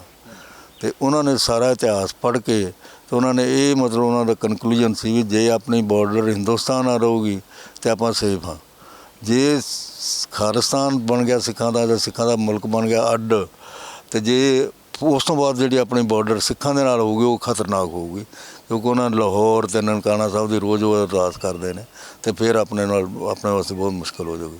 ਇਹ ਵੀ ਮੈਨੂੰ ਪਤਾ ਲੱਗਿਆ ਵੀ ਇਸ ਵਾਸਤੇ ਫਿਰ ਉਹਨਾਂ ਜਨਰਲ ਜੀਆ ਨੂੰ ਕਿਹਾ ਵੀ ਤੂੰ ਇਹ ਕੰਮ ਨਾ ਕਰ, ਸਿੱਖਾਂ ਦੀ ਮਦਦ ਨਾ ਕਰ। ਫਿਰ ਜਦੋਂ ਰਾਜੀਵ ਅਤੇ ਬੇਨਜ਼ੀਰ ਭੁੱਟੋ ਮਿਲੇ ਨੇ, ਉਦੋਂ ਵੀ ਇਹਨਾਂ ਦਾ ਸਮਝੌਤਾ ਹੋਇਆ। ਬੇਨਜ਼ੀਰ ਭੁੱਟੋ ਨੇ ਪਾਰਲੀਮੈਂਟ 'ਚ ਕਿਹਾ ਵੀ ਜੇ ਅਸੀਂ ਸਿੱਖਾਂ ਦੀ ਮਦਦ ਬੰਦ ਨਾ ਕਰਦੇ ਅਤੇ ਅੱਜ ਪੰਜਾਬ ਦੇ ਹਾਲਾਤ ਹੋਰ ਹੋਣੇ ਸੀ। ਮੈਂ ਰਾਜੀਵ ਗਾਂਧੀ ਨਾਲ ਮੈਂ ਮਤਲਬ ਵਾਅਦਾ ਕੀਤਾ ਸੀ ਵੀ ਅਸੀਂ ਸਿੱਖਾਂ ਦੀ ਮਦਦ ਬੰਦ ਕਰ ਦਿੰਦੇ ਹਾਂ, ਅਤੇ ਉਹਨੇ ਮੈਨੂੰ ਕਿਹਾ ਸੀ ਵੀ ਅਸੀਂ ਸਿਆਚਿਨ ਗਲੇਸ਼ੀਅਰ ਤੋਂ ਆਪਦੀਆਂ ਫੌਜਾਂ ਪਿੱਛੇ ਹਟਾ ਲਵਾਂਗੇ, ਜੇ ਤੁਸੀਂ ਸਾਡਾ ਇਹ ਕੰਮ ਕਰ ਦਿਓ ਤਾਂ ਅਸੀਂ ਸਿਆਚਿਨ ਗਲੇਸ਼ੀਅਰ ਤੋਂ ਫੌਜਾਂ ਪਿੱਛੇ ਹਟਾ ਲਵਾਂਗੇ। ਲੇਕਿਨ ਅਸੀਂ ਉਹਨਾਂ ਦੀ ਮਦਦ ਕੀਤੀ ਹੈ ਸਿੱਖਾਂ ਦੇ ਖਿਲਾਫ, ਪਰ ਉਹਨਾਂ ਨੇ ਆਪਦਾ ਵਾਅਦਾ ਪੂਰਾ ਨਹੀਂ ਕੀਤਾ। ਇਹ ਬੇਨਜ਼ੀਰ ਭੁੱਟੋ ਦਾ ਪਾਰਲੀਮੈਂਟ 'ਚ ਬਿਆਨ ਸੀ, ਜਿਹਦਾ ਮੁਸਲਮਾਨਾਂ 'ਤੇ ਬੜਾ ਮਾੜਾ ਅਸਰ ਹੋਇਆ, ਅਤੇ ਉਹ ਬੇਨਜ਼ੀਰ ਦੇ ਖਿਲਾਫ ਹੀ ਉਹਨਾਂ ਨੇ ਬਹੁਤ ਕੁਝ ਕਿਹਾ ਵੀ ਤੂੰ ਇਹ ਕੰਮ ਕਿਉਂ ਕੀਤਾ। ਪਰ ਉਹ ਚਲੋ ਇਤਿਹਾਸਕ ਗੱਲਾਂ ਨੇ, ਕੰਟਰੀ ਟੂ ਕੰਟਰੀ ਗੱਲਾਂ ਨੇ, ਉਹ ਕਦੇ ਜਿਵੇਂ ਆਪਾਂ ਦੋ ਬੈਠੇ, ਇਹ ਤਾਂ ਗੱਲਾਂ ਨਹੀਂ ਹੁੰਦੀਆਂ, ਉਹ ਤਾਂ ਲੀਡਰਸ਼ਿਪ ਹੁੰਦੀ, ਉਹ ਤਾਂ ਸਾਰਾ ਕੁਝ ਹੁੰਦਾ। ਲੇਕਿਨ ਡਾਕਟਰ ਸਾਹਿਬ ਜਦੋਂ ਤੁਸੀਂ ਉੱਥੋਂ ਮੋਰਚੇ ਤੋਂ ਜਦੋਂ ਜੂਨ 84 ਤੋਂ ਬਾਅਦ ਤੁਸੀਂ ਵਾਪਸ ਆਏ, ਪਰਿਵਾਰ ਦੇ ਵਿੱਚ ਤੁਹਾਡੇ ਕੌਣ-ਕੌਣ ਹੈ? ਪਰਿਵਾਰ ਦੇ ਵਿੱਚ ਮੇਰੇ 2 ਬ੍ਰਦਰ ਨੇ ਇਸ ਵੇਲੇ, ਅਤੇ ਅਸੀਂ 4 ਬ੍ਰਦਰ ਸਾਂ। ਇੱਕ ਦੀ ਡੈਥ ਹੋ ਗਈ ਹੈ, 2 ਬ੍ਰਦਰ ਹੈਗੇ ਨੇ ਮੇਰੇ। ਇੱਕ ਯੂਨੀਵਰਸਿਟੀ ਹਿਸਾਰ ਤੋਂ ਰਿਟਾਇਰ ਹੋਇਆ ਪ੍ਰੋਫੈਸਰ, ਇੱਕ ਐਡਵੋਕੇਟ ਹੈ, ਅਤੇ ਜਿਹੜਾ ਮਤਲਬ ਸਾਡਾ ਬ੍ਰਦਰ ਚੜ੍ਹਾਈ ਕਰ ਗਿਆ ਸੀ, ਉਹਦਾ ਲੜਕਾ ਖੇਤੀ ਖੂਤੀ ਦਾ ਕੰਮ ਉਹ ਸਾਂਭਦਾ ਪਿੰਡ। ਅਤੇ ਫਾਦਰ ਮਦਰ ਮੇਰੇ ਨੇ ਜਿਹੜੇ, ਉਹਨਾਂ ਦੀ ਡੈਥ ਹੋ ਚੁੱਕੀ ਹੈ। ਮਦਰ ਤਾਂ 2010 'ਚ ਐਕਸਪਾਇਰ ਹੋਏ ਨੇ, ਅਤੇ ਫਾਦਰ ਸਨ 2000 'ਚ ਐਕਸਪਾਇਰ ਹੋਏ ਨੇ, ਉਹਨਾਂ ਨੂੰ ਕੈਂਸਰ ਹੋ ਗਿਆ ਸੀ। ਤਾਂ ਮੇਰਾ ਕੋਈ ਇੰਟਰਸਟ ਨਹੀਂ ਘਰ ਦੇ ਵਿੱਚ ਜਾਣ ਦੇ ਵਿੱਚ ਜਾਂ ਕਿਸੇ ਕੰਮ ਦੇ ਵਿੱਚ ਕੋਈ ਇੰਟਰਸਟ ਨਹੀਂ, ਬਲਕਿ ਮੈਨੂੰ ਜਦੋਂ ਮਦਦ ਦੀ ਲੋੜ ਹੋਵੇ, ਜਦੋਂ ਮੇਰੇ ਕੋਲ ਫਾਈਨੈਂਸ਼ੀਅਲ ਕੋਈ ਕ੍ਰਾਈਸਿਸ ਆ ਜਾਵੇ, ਅਤੇ ਉਹ ਮੇਰੀ ਮਦਦ ਜ਼ਰੂਰ ਕਰ ਦਿੰਦੇ ਨੇ। ਜਿਸ ਤਰ੍ਹਾਂ ਉਹਨਾਂ ਨੇ ਲੈ ਕੇ ਦਿੱਤਾ ਫਲੈਟ, ਮੇਰੇ ਕੋਲ ਤਾਂ ਇੰਨੇ ਪੈਸੇ ਨਹੀਂ ਸੀ ਨਾ ਮੇਰੇ ਕੋਲ। ਤੁਸੀਂ ਵਿਆਹਤਾ ਜੀਵਨ 'ਚ ਨਹੀਂ ਪਏ?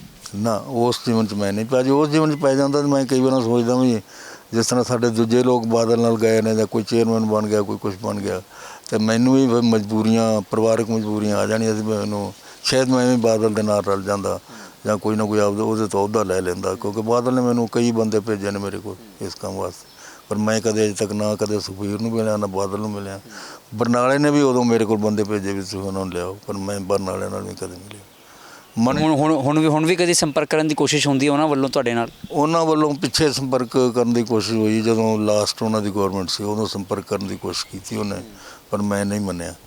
ਹੁਣ ਜਦੋਂ ਇਲੈਕਸ਼ਨ ਨੇੜੇ ਆਉਣਗੇ, ਮੇਰੇ ਖਿਆਲ ਫਿਰ ਉਹਨਾਂ ਨੂੰ ਲੋੜ ਪੈਣੀ ਹੈ, ਫਿਰ ਸੰਪਰਕ ਕਰਨ ਦੀ ਕੋਸ਼ਿਸ਼ ਕਰਨਗੇ, ਪਰ ਅਸੀਂ ਉਹਨਾਂ ਦੇ ਨਾਲ ਨਹੀਂ ਤੁਰਨਾ। ਉਹਨਾਂ ਦੇ ਜਿਹੜਾ ਵਿਰੋਧੀ ਕੈਂਪ ਹੋਇਆ ਉਹਦੇ ਨਾਲ ਤੁਰਾਂਗੇ। ਇਹ ਸਾਡਾ ਮਤਲਬ ਅਸੀਂ ਤਾਂ ਆਪਦਾ ਔਰ ਇਹ ਵੀ ਮੈਂ ਤੁਹਾਨੂੰ ਦੱਸ ਦਿਆਂ, ਮੇਰੀ ਭਵਿੱਖਬਾਣੀ ਹੈ ਵੀ ਸੁਖਬੀਰ ਬਾਦਲ ਜਿੰਨਾ ਮਰਜ਼ੀ ਜ਼ੋਰ ਲਾ ਲੇ ਕਦੇ ਲਾਈਫ ਚੀਫ ਮਿਨਿਸਟਰ ਨਹੀਂ ਬਣ ਸਕਦਾ।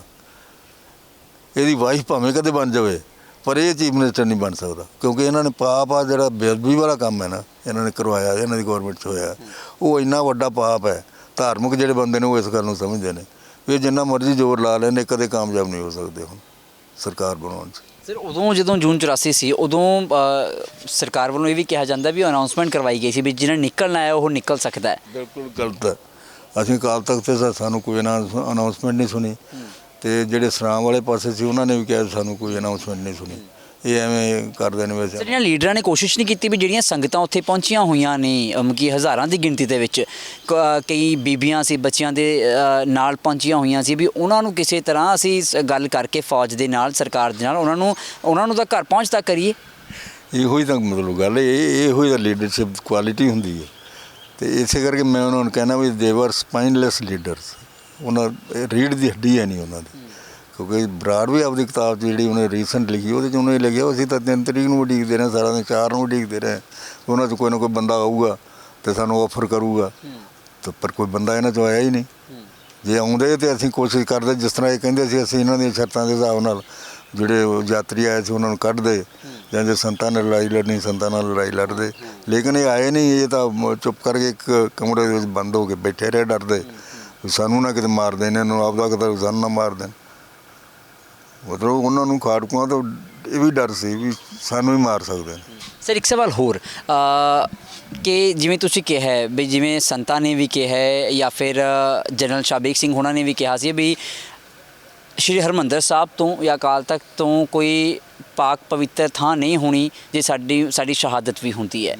ਪਰ ਉਹ ਇਹ ਗੱਲ ਵੀ ਜ਼ਰੂਰ ਜਾਣਦੇ ਹੋਣਗੇ ਕਿ ਜੇ ਇੱਥੇ ਅਟੈਕ ਹੋ ਗਿਆ ਤਾਂ ਫਿਰ ਉਮਰਾਂ ਦੇ ਲਈ ਸਿੱਖਾਂ ਦੇ ਦਿਲ ਵਿੱਚ ਜ਼ਖਮ ਰਹਿਣੇ ਨੇ, ਤਾਂ ਪਲੇਸ ਆਫ ਵਾਰ ਤੁਸੀਂ ਕਹਿ ਸਕਦੇ ਹੋ, ਕਿਤੇ ਉਹ ਚੇਂਜ ਕਰਨ ਬਾਰੇ ਨਹੀਂ ਸੋਚਿਆ? ਨਹੀਂ, ਉਹ ਤਾਂ ਪਲੇਸ ਆਫ ਵਾਰ ਕੀ, ਉਹ ਸੰਤ ਜਰਨੈਲ ਸਿੰਘ ਲੜਨਾ ਹੀ ਨਹੀਂ ਸੀ ਚਾਹੁੰਦੇ। ਹਾਂ, ਜੇ ਅਕਾਲ ਤਖਤ 'ਤੇ ਨਾ ਉਹਨਾਂ ਨੂੰ ਧੱਕੇ ਨਾਲ ਭੇਜਿਆ ਜਾਂਦਾ ਤਾਂ ਸੰਤ ਜਰਨੈਲ ਸਿੰਘ ਤਾਂ ਕੰਪਰੋਮਾਈਜ਼ ਦੇ ਮੂਡ ਜੋ ਸਨ, ਉਹ ਤਾਂ ਕਹਿੰਦੇ ਸਾਡਾ ਅਨੰਦਪੁਰ ਸਾਹਿਬ ਦਾ ਮਤਾ ਮਨਾ ਲਓ ਅਤੇ ਅਸੀਂ ਆਪਦਾ ਧਰਮ ਦਾ ਪ੍ਰਚਾਰ ਕਰਦੇ ਹਾਂ। ਜਦੋਂ ਇੱਕ ਵਾਰ ਉਹਨਾਂ ਨੂੰ ਅਕਾਲ ਤਖਤ 'ਤੇ ਭੇਜ ਦਿੱਤਾ ਗਿਆ ਫਿਰ ਉਹ ਇਹ ਗੱਲ ਸਮਝ ਗਏ ਵੀ ਇੰਦਰਾ ਗਾਂਧੀ ਹੈ ਜਿਹੜੀ ਉਹ ਅਕਾਲ ਤਖਤ ਦੀ ਇੰਪੋਰਟੈਂਸ ਖਤਮ ਕਰਨ ਵਾਸਤੇ ਸਾਨੂੰ ਇੱਥੋਂ ਸਰੈਂਡਰ ਕਰਾਉਣਾ ਚਾਹੁੰਦੀ ਹੈ, ਉਹਨੇ ਫੌਜ ਚੜਾਉਣੀ ਹੈ, ਉਹਨੇ ਸਾਨੂੰ ਸਰੈਂਡਰ ਕਰਾਉਣਾ ਹੈ। ਇਹ ਗੱਲ ਉਹਨਾਂ ਦੇ ਮਨ 'ਚ, ਮਤਲਬ ਇਹਨੇ ਇਹ ਲਿਖਿਆ, ਬਰਾੜ ਨੇ ਲਿਖਿਆ ਕਿ ਕਿਸੇ ਹੋਰ ਨੇ ਲਿਖਿਆ? ਹਾਂ, ਇਹਨੇ ਲਿਖਿਆ ਆਪਣੇ ਜਗਤਾਰ ਸਿੱਧੂ ਨੇ ਆਪਦੀ ਕਿਤਾਬ 'ਚ ਵੀ ਇੰਦਰਾ ਗਾਂਧੀ ਸੰਤ ਜਰਨੈਲ ਸਿੰਘ ਨੂੰ ਟਰੈਪ 'ਚ ਲੈਣਾ ਚਾਹੁੰਦੀ ਸੀ, ਲੇਕਿਨ ਹੋਇਆ ਉਲਟ, ਸੰਤ ਜਰਨੈਲ ਸਿੰਘ ਇੰਦਰਾ ਗਾਂਧੀ ਨੂੰ ਟਰੈਪ 'ਚ ਲੈ ਗਿਆ। ਇਹ ਗੱਲ ਹੋਈ ਅਸਲੀ। ਉਹ ਉਹਨੂੰ ਟਰੈਪ 'ਚ ਲੈਣਾ ਚਾਹੁੰਦੀ ਸੀ, ਉਹਦੇ ਨਾਲ ਤੇਜ਼ ਨਿਕਲਿਆ, ਉਹਨੇ ਬੰਮ ਨਹੀਂ ਫਸਾ ਲਈ, ਉਹਨੂੰ ਟਰੈਪ 'ਚ ਲੈ ਲਿਆ। ਉਹਨੇ ਅਟੈਕ ਕਰਕੇ ਗਲਤੀ ਕਰ ਲਈ, ਉਹ ਨਾਲੇ ਤਾਂ ਆਪ ਮਰੀ, ਨਾਲੇ ਸਿੱਖ ਕੌਮ ਸਾਰੀ ਅੱਡ ਕਰ ਲਈ, ਨਾਲੇ ਫੌਜ 'ਚ ਰਿਵੋਲਟ ਕਰਾ ਲਿਆ।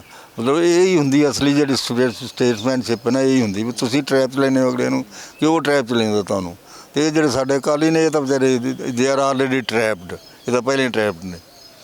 ਸਰ ਮੇਰਾ ਆਖਰੀ ਸਵਾਲ, ਤੁਸੀਂ ਸੰਤਾਂ ਦੀ ਲੀਡਰਸ਼ਿਪ ਦੇਖੀ ਹੈ, ਗੱਲਬਾਤ ਕੀਤੀ ਹੈ, ਤੁਸੀਂ ਉਹਨਾਂ ਦਾ ਔਰਾ ਤੁਸੀਂ ਮਹਿਸੂਸ ਕੀਤਾ ਹੈ, ਜਨਰਲ ਸ਼ਾਬੇਗ ਸਿੰਘ ਹੋਣਾ ਦਾ ਵੀ ਤੁਸੀਂ ਮਹਿਸੂਸ ਕੀਤਾ ਹੈ ਨਾ, ਗੱਲਬਾਤ ਕੀਤੀ ਹੈ।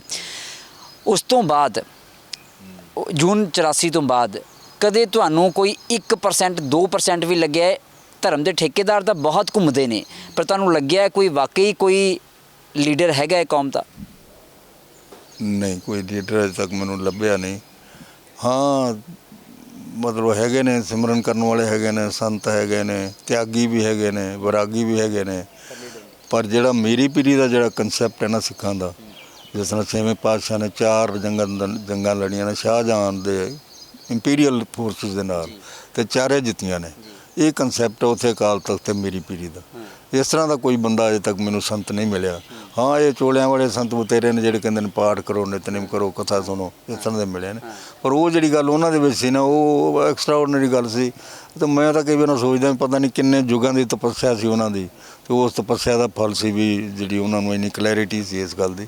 ਇਹਦਾ ਕਲੈਰਿਟੀ ਹੋਣੀ ਕਿਹੜੀ ਸੌਖੀ ਹੈ? ਧਰਮ ਦਾ ਜਿਹੜਾ ਮਾਰਗ ਹੈ ਨਾ, ਇਹ ਬੜਾ ਹੋਰ ਹੀ ਤਰ੍ਹਾਂ ਦਾ ਮਾਰਗ ਹੈ, ਅਤੇ ਇਹਦੇ ਵਿੱਚੋਂ ਲੰਘਣਾ ਹੈ ਨਾ ਜਿਹੜਾ ਬੜੀਆਂ ਮੁਸ਼ਕਲਾਂ 'ਚ ਲੰਘਣਾ ਪੈਂਦਾ ਤੇ ਬੜੀ ਤਪੱਸਿਆ ਕਰਨੀ ਪੈਂਦੀ, ਬਹੁਤ ਕੁਝ ਕਰਨਾ ਪੈਂਦਾ।